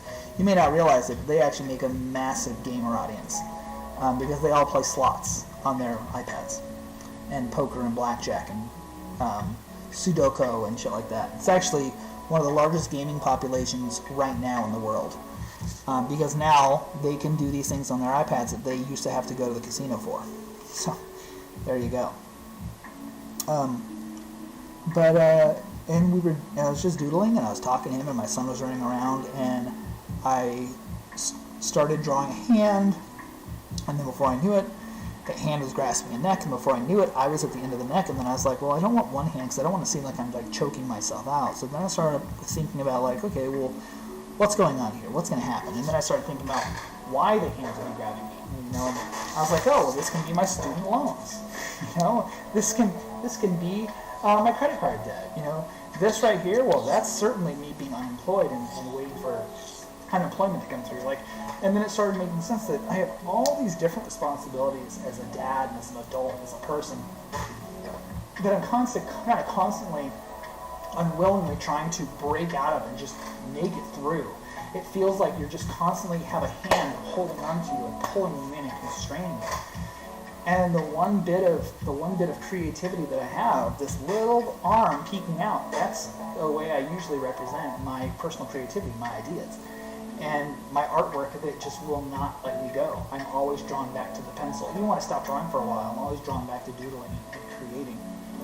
And so I think that for me, this piece came together because it tells a very clear story of where I'm at in my life right now. Now, that's not to say that I'm still wearing a smile. I'm still trying to grind through and push until it all works. As a father and as a husband, you don't always have the answers, and you don't always have good options or good solutions. You know, sometimes life just lands in a way that the best thing you can do is hold on, try to look at where there might be some solutions, and then press on in that direction, and then just put the time in to try to work it out. And if you can do it with a loved one by your side, and you have that partnership and that kind of support, then usually you can not only come out of it all the better, but you come out of it stronger with the other person you're with. And I'm very lucky to be married to a woman that has seen me through huge transitions as an artist. In fact, when she met me, I was just quitting art. I left college. We had the big drop in 2008, where we had all of the financial markets dropped, and we had the huge cliffhanger there, the housing bubble. And all of a sudden, my options for work just sunk. My first year out of college, I could not find a job at all, anywhere. And so I ended up leaving art and going into law enforcement, because I have family members who are in law enforcement. And my family in law enforcement did not want me to take that path. I ended up going back to college, getting a criminal justice degree, getting accepted into the police department training academy. And my family was like, listen, if this is something it was my mom too, so my mom's partner. She was the head of the OSP, Oregon State Police, and the narcotics division. And she was like, listen, if this is something you want to do, then I'll fully support you, but I don't think you should do it, because if you become a cop, that's all you become. That's kind of what defines you. And so she encouraged me to go work in the nonprofit district and do that for a year. And if after a year I still wanted to pursue law enforcement, she would fast track me into my career. But the opposite side of that was she wanted me to keep trying, and my whole family wanted me to keep trying to find my way into the world of art. And so I did. I worked in nonprofit, making way below what anybody can live under, getting paid once a month. It was not ideal. But that's the world of nonprofit, and they don't have money, yet they're still trying to help people out, and you just got to kind of do your best that you can to make it through. So that's what I did. I just kind of did that, and I had an opportunity arise over the course of that year to start creating and working on some art, and then I was able to start working on some video game assets. And then before you knew it, I had an opportunity to pursue a contract, and I did, and I just went from there. And I've certainly had gulfs in the course of my career where work has slowed down, or things have become kind of untenable in a certain career path, and I've had to grow or expand. That's how I started learning 3D. That's how I learned how to do strategy and retail design, and I pursued a career in that for a while, because you're just trying to find a way to keep creating, but creating for a useful cause. And at the time, retail really was the end-all be-all for where a lot of growth was happening for creatives. And that's why, so there's so many graphic designers out there who are artists but went to school for graphic design, because they wanted to find a path that made sense for them to actually have a career. It's a very common thing. Okay, we're going to develop this undershadow here and pull this out. Pull. Yeah, that works out great.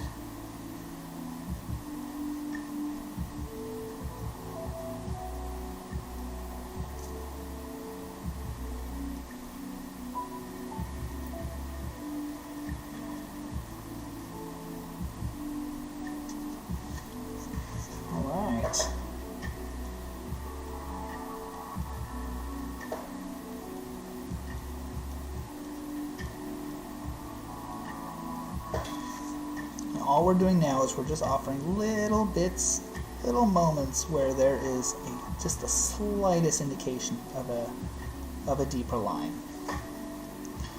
Again, we're not trying to offer heavy shading in here. We're just trying to create moments where your eye can catch but not stick, if that makes sense. Develop some of this. One of the things else you'll notice is that there's no real consistency amongst all these suckers. If you really look at these suckers, no two of these are going to be the same, and that's intentional. I'm not interested in making uniformity here. I'm not trying to, again, I would be the first person to say that I'm not trying to strike realism. I'm trying to strike abstract that leans into realism when it comes to materiality and lighting. And that's not going to always look right if somebody's looking for that level of intentional realism, and that's okay. Sometimes that's just where you're at. And you're not going to be for every audience. And even if somebody likes your artwork, it may not be the thing that they're looking for. It may not be the thing. It may not be answering the detail or the visual that they're trying to achieve. What we're going to do is we're going to go ahead and just take and just push.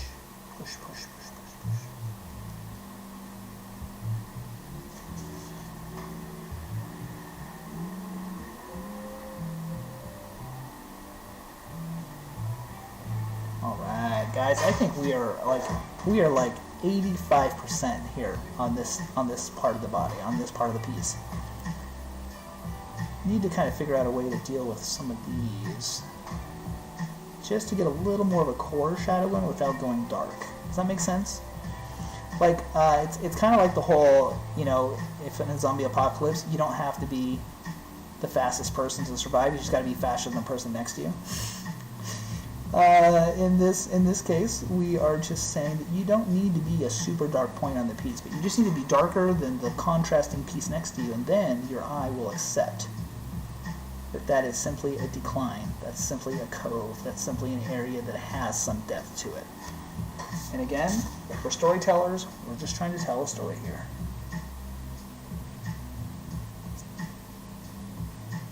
Awesome.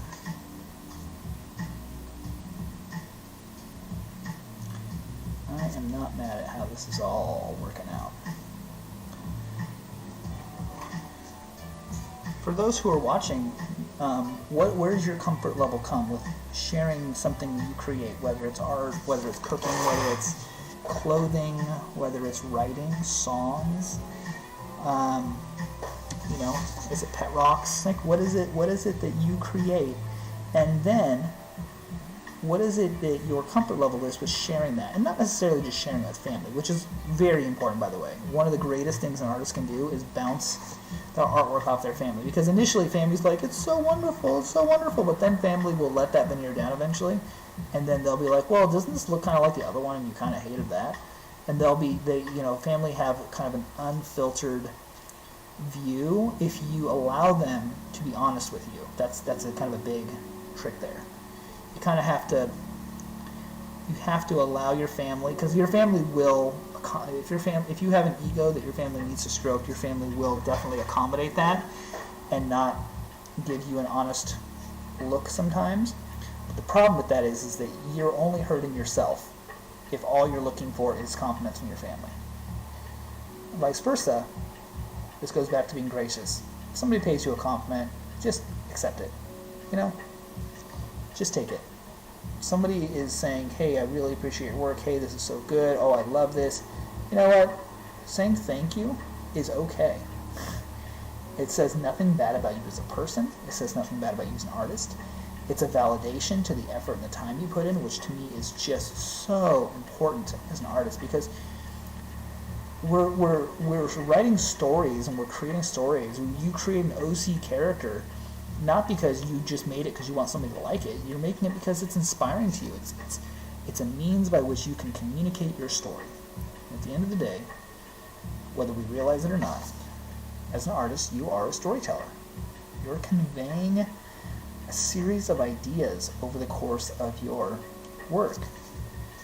Of just trying to put something new in the world that you're not seeing and that you have a chance to then contribute. That's what a contributing artist ecosystem is.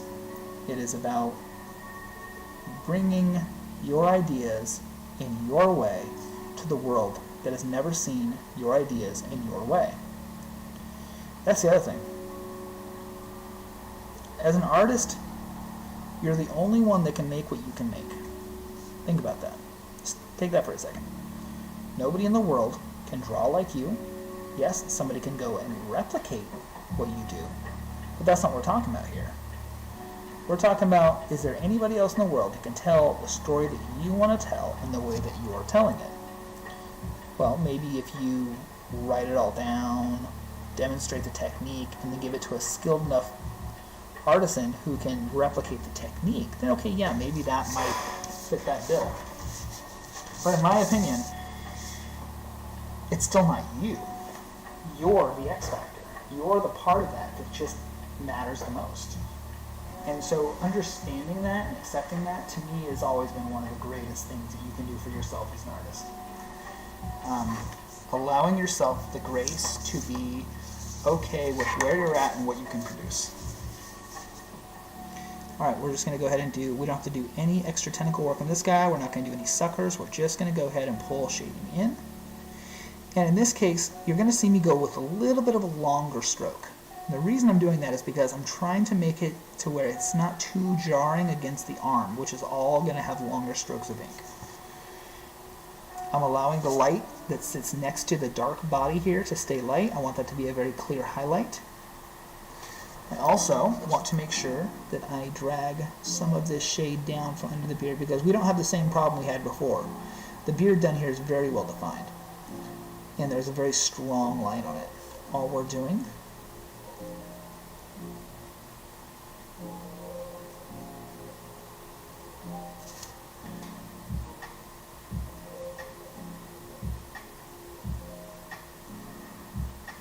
is we're pulling it in. We're going to give this a little more of a defined hit right there.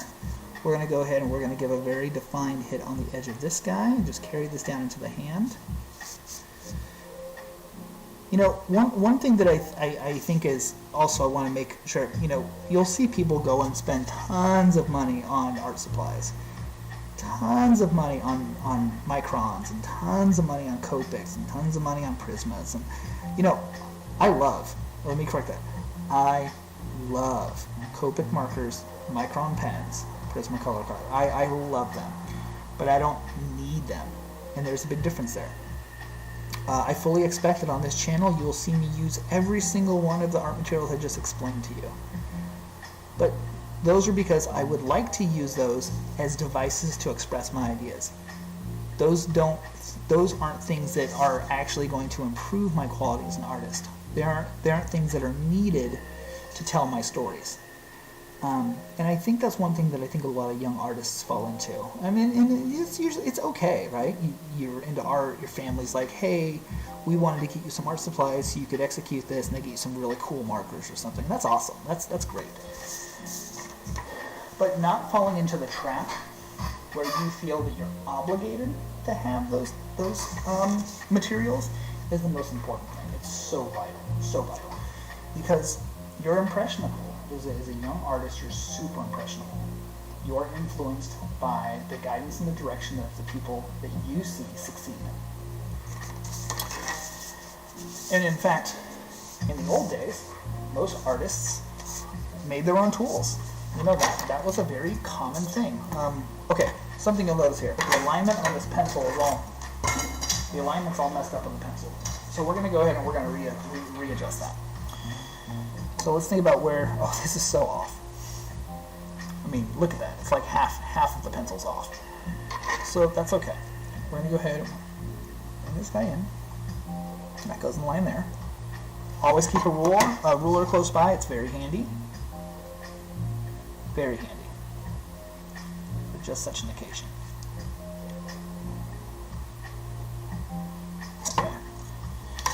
And now we're going to go ahead and we're going to just start working on erasing this other piece. Now don't worry about trying to get all of it up. You can't. That's okay. There's no need to force to have everything fixed here. That's just not an essential part of what we do.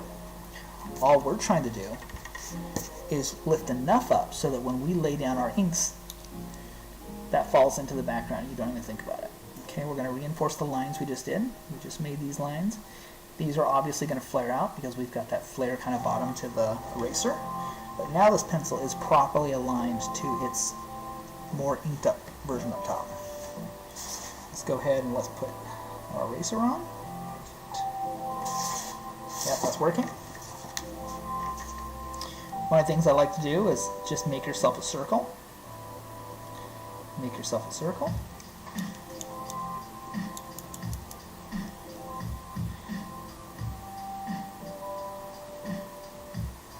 make yourself a circle. What these do is these allow you to very confidently contour.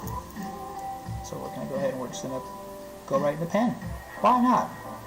Again, what are we going to really mess up, right? It's not like we can kind of break the picture.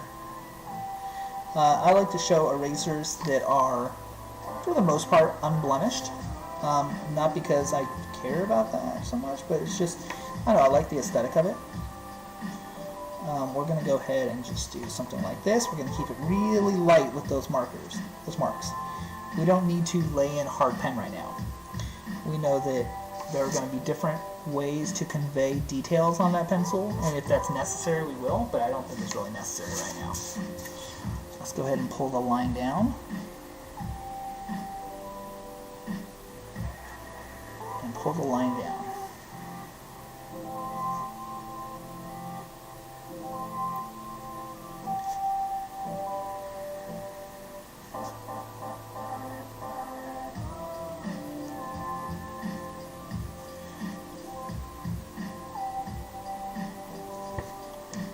Alright,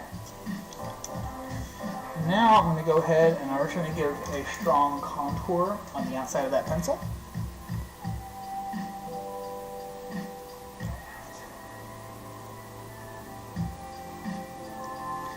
And now we're committing to the pencil.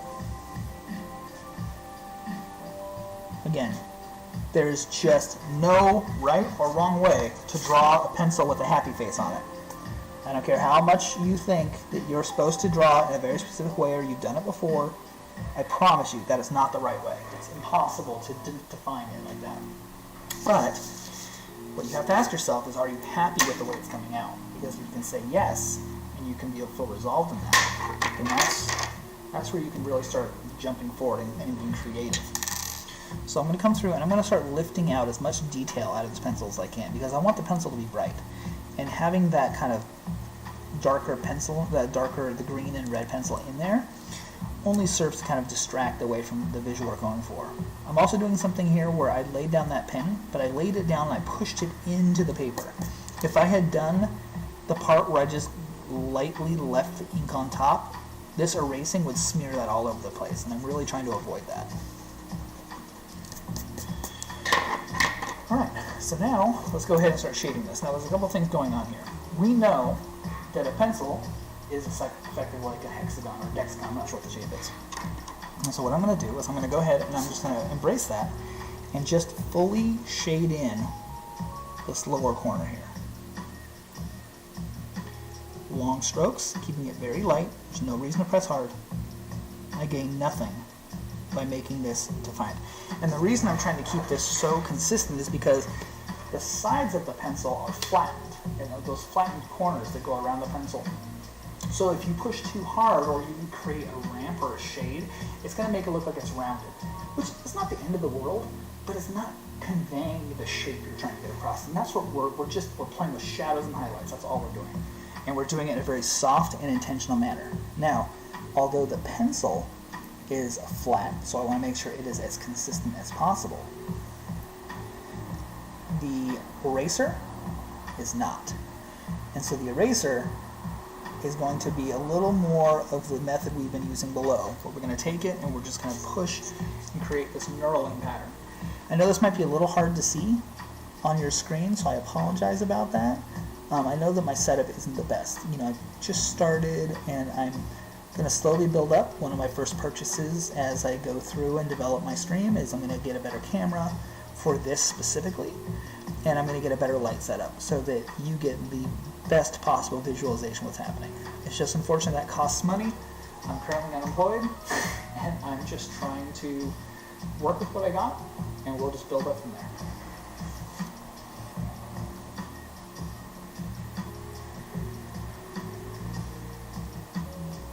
And I'm using just the edge to start laying in some kind of metal pencil details. Now, keep in mind, I'm not going to wrap this patterning all the way over the pencil. I am going to put something over here to kind of insinuate that there's some connection points, but that's not really important. It's not an effective part of the piece. It's not something that really matters.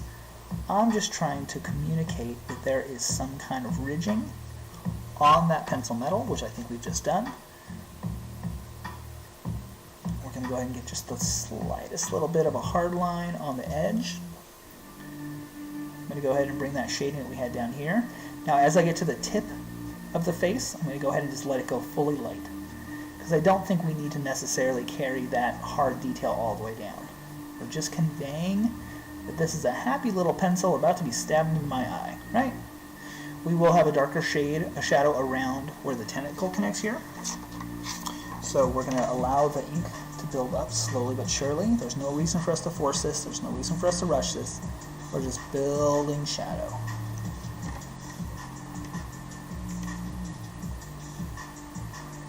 There we are. Now, let's go ahead and pull this guy down, pull him down, pull him down, pull it down, pull it in. Thank you. Make sure you don't leave a lot of debris like I just did. Your pen will pick up that debris, and that will get into the point where the ballpoint and the ink meet, and it can have unexpected consequences. It's just one of those things.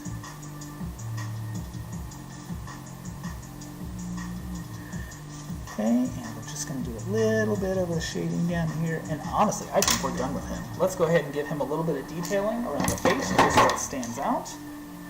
But that is a happy little pencil. He just wants to create and stab me in the eye. There's nothing wrong with that. I need another Micron. This one's dying. I'm going to have to dig into my stash. I keep a stash of pens that I keep stacked away, so I can't needlessly use them. So I literally hide my art supplies so that I don't burn through them. And that way I never run out of my art supplies. It sounds silly, but I assure you, it sucks when you need a pen and you do not have that pen. Alright, we've got our happy little pencil. He is about to stab me in the face. Let's put a little pen, yeah, there we go. And then just for the sake of it, let's go ahead and give a little bit more darkness to the eraser, just to create a little bit more of that visual separation from the pencil itself, because I do think I'm running into a bit of a trap here where I wasn't rounding on the back side, so let's just round that fully. It's also not smeared though, so if we've already done.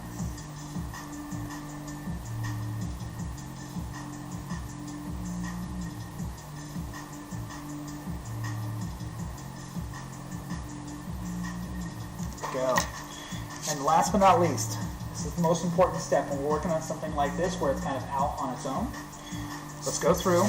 You're going to go right over the line you already drew. We're not trying to do an outline outside of the pencil. We're trying to do an outline right on top of the pencil. But the reason we're doing this last is because when you draw with the Bic, a Bic is so soft that it really leaves this beautiful diffuse that floats on either side. So, if you come in with a Micron over the top of that, you're creating a hard line that literally is in the center of your Bic. So you have the really dark Micron ink, but the soft fall off. So it's like you're doing a feather in Photoshop. This is just, well, we're just feathering it, naturally following the materials, the tools we have. And so let's feather. If you feel nervous when doing pen work, if you feel like you're shaky or you're going to mess it up, brace your arm.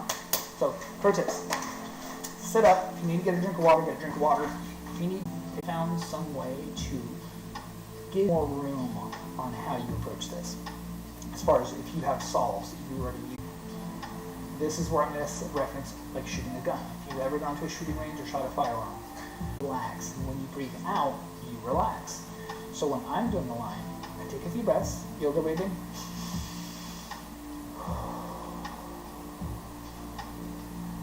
Let it all out. Take one more breath. Take it here, and as soon as the breath comes in, here, let it go into your belly, and hold it for a second. Sit here for a while. There's no reason to get that air out.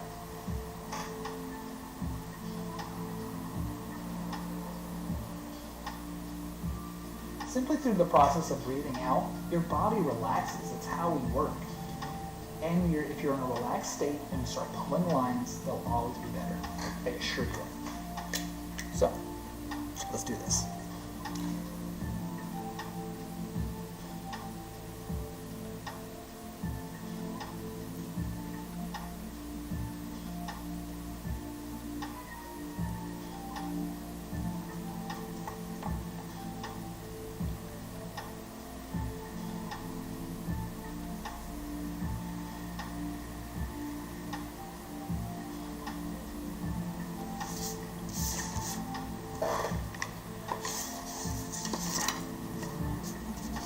best way to attack the top here.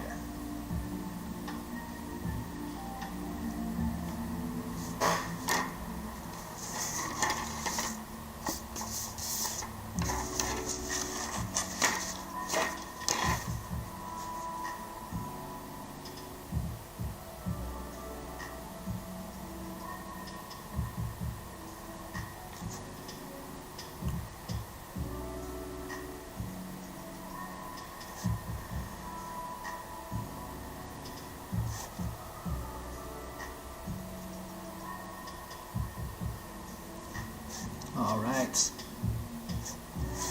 I'm going to go ahead and give a little bit more of a defined line underneath this guy, just to give us a sense that that is a harder edge. And same over here. I want to pop that silver out just slightly. There we go. We have got our pencil about to be stabbed into the eye. You know, you'll notice that there's actually a lot of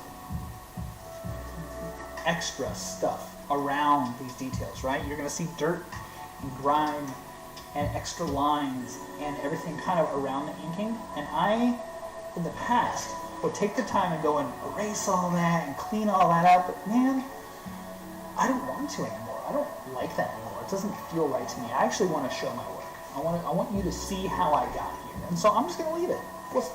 Why does it need to be clean? If another artist wants to go out there and take my work and vectorize it, then more power to them. That is an expression of their artistry that I just don't have. But I really enjoyed just allowing the art to live on its own, stay in its current form. Okay, so we've solved up here. I may do a little bit of cleanup just around. There.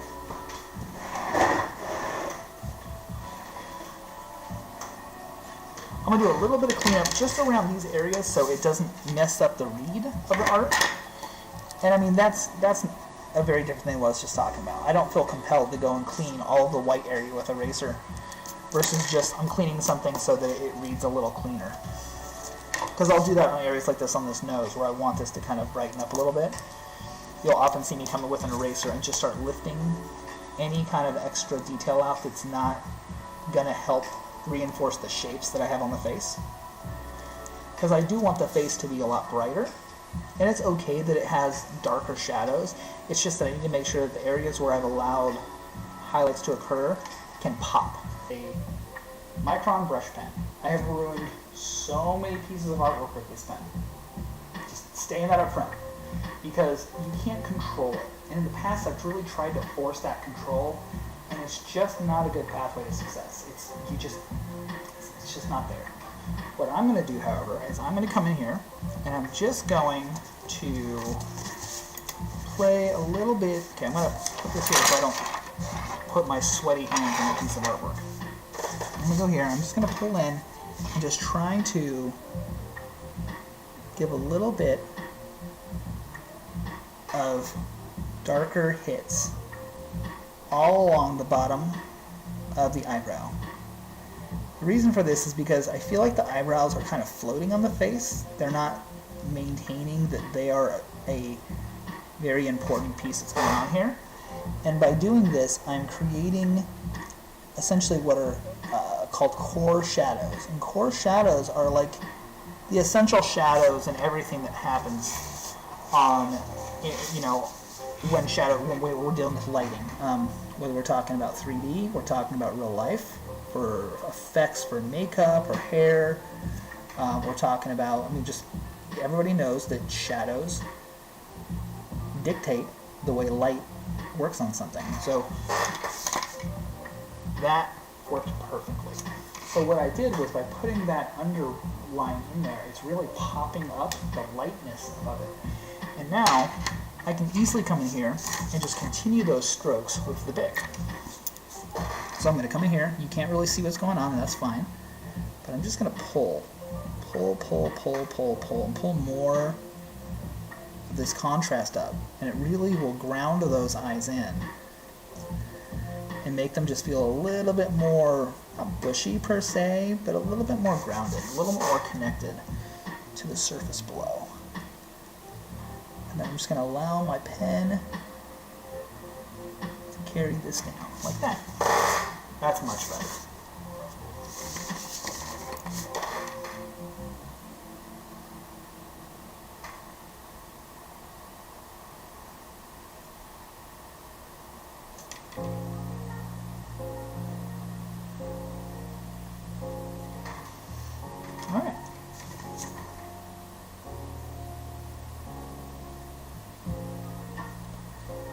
do believe we have achieved exactly what we were hoping for there. At least I don't hate it enough to want to change it. So we'll call it good. Okay, so I'm just going to go ahead and apply a little bit of texture and shadow on this side of the eye.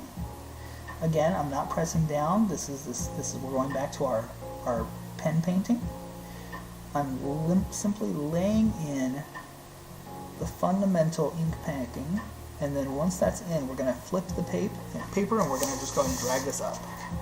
So pull it, pull it, pull it, pull it. Now keep in mind, we're underneath the eyebrow here, so I also need to drop a shadow underneath the eyebrow and then draw that down so it looks like that shadow is drifting down from above the eyebrow down to the eye. So by doing that,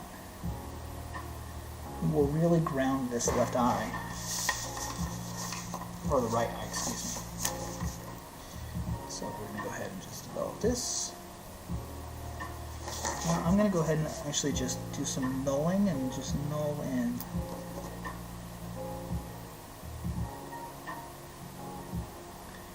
Just need to pack in some more shadow. It does not have to be perfect. We're not looking for perfection. We're just looking for...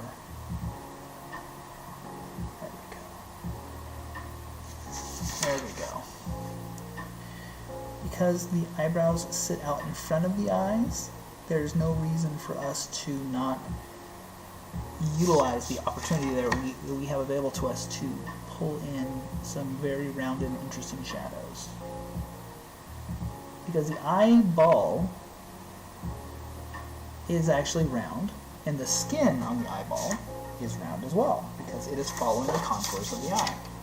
And often, a lot of artists will not, their eyes will come off looking very flat, but some of the most notable and interesting looking people in the world today have very interesting eye ratios to the rest of their face. That's one of the things that makes them stand out. Alright, there we go. Now this is all much more grounded. Alright, now the face is finished. So there we go, guys. This is where I'm at for today. I'm going to call it good for the time being. Again, thank you so much for being here. It means everything you guys are here watching. I hope you have an amazing evening. I'll be back tomorrow at 11 o'clock. Portland Standard Time, or Pacific Standard Time in Portland, Oregon. But hey, have an amazing night, and I'll see you later. Ciao.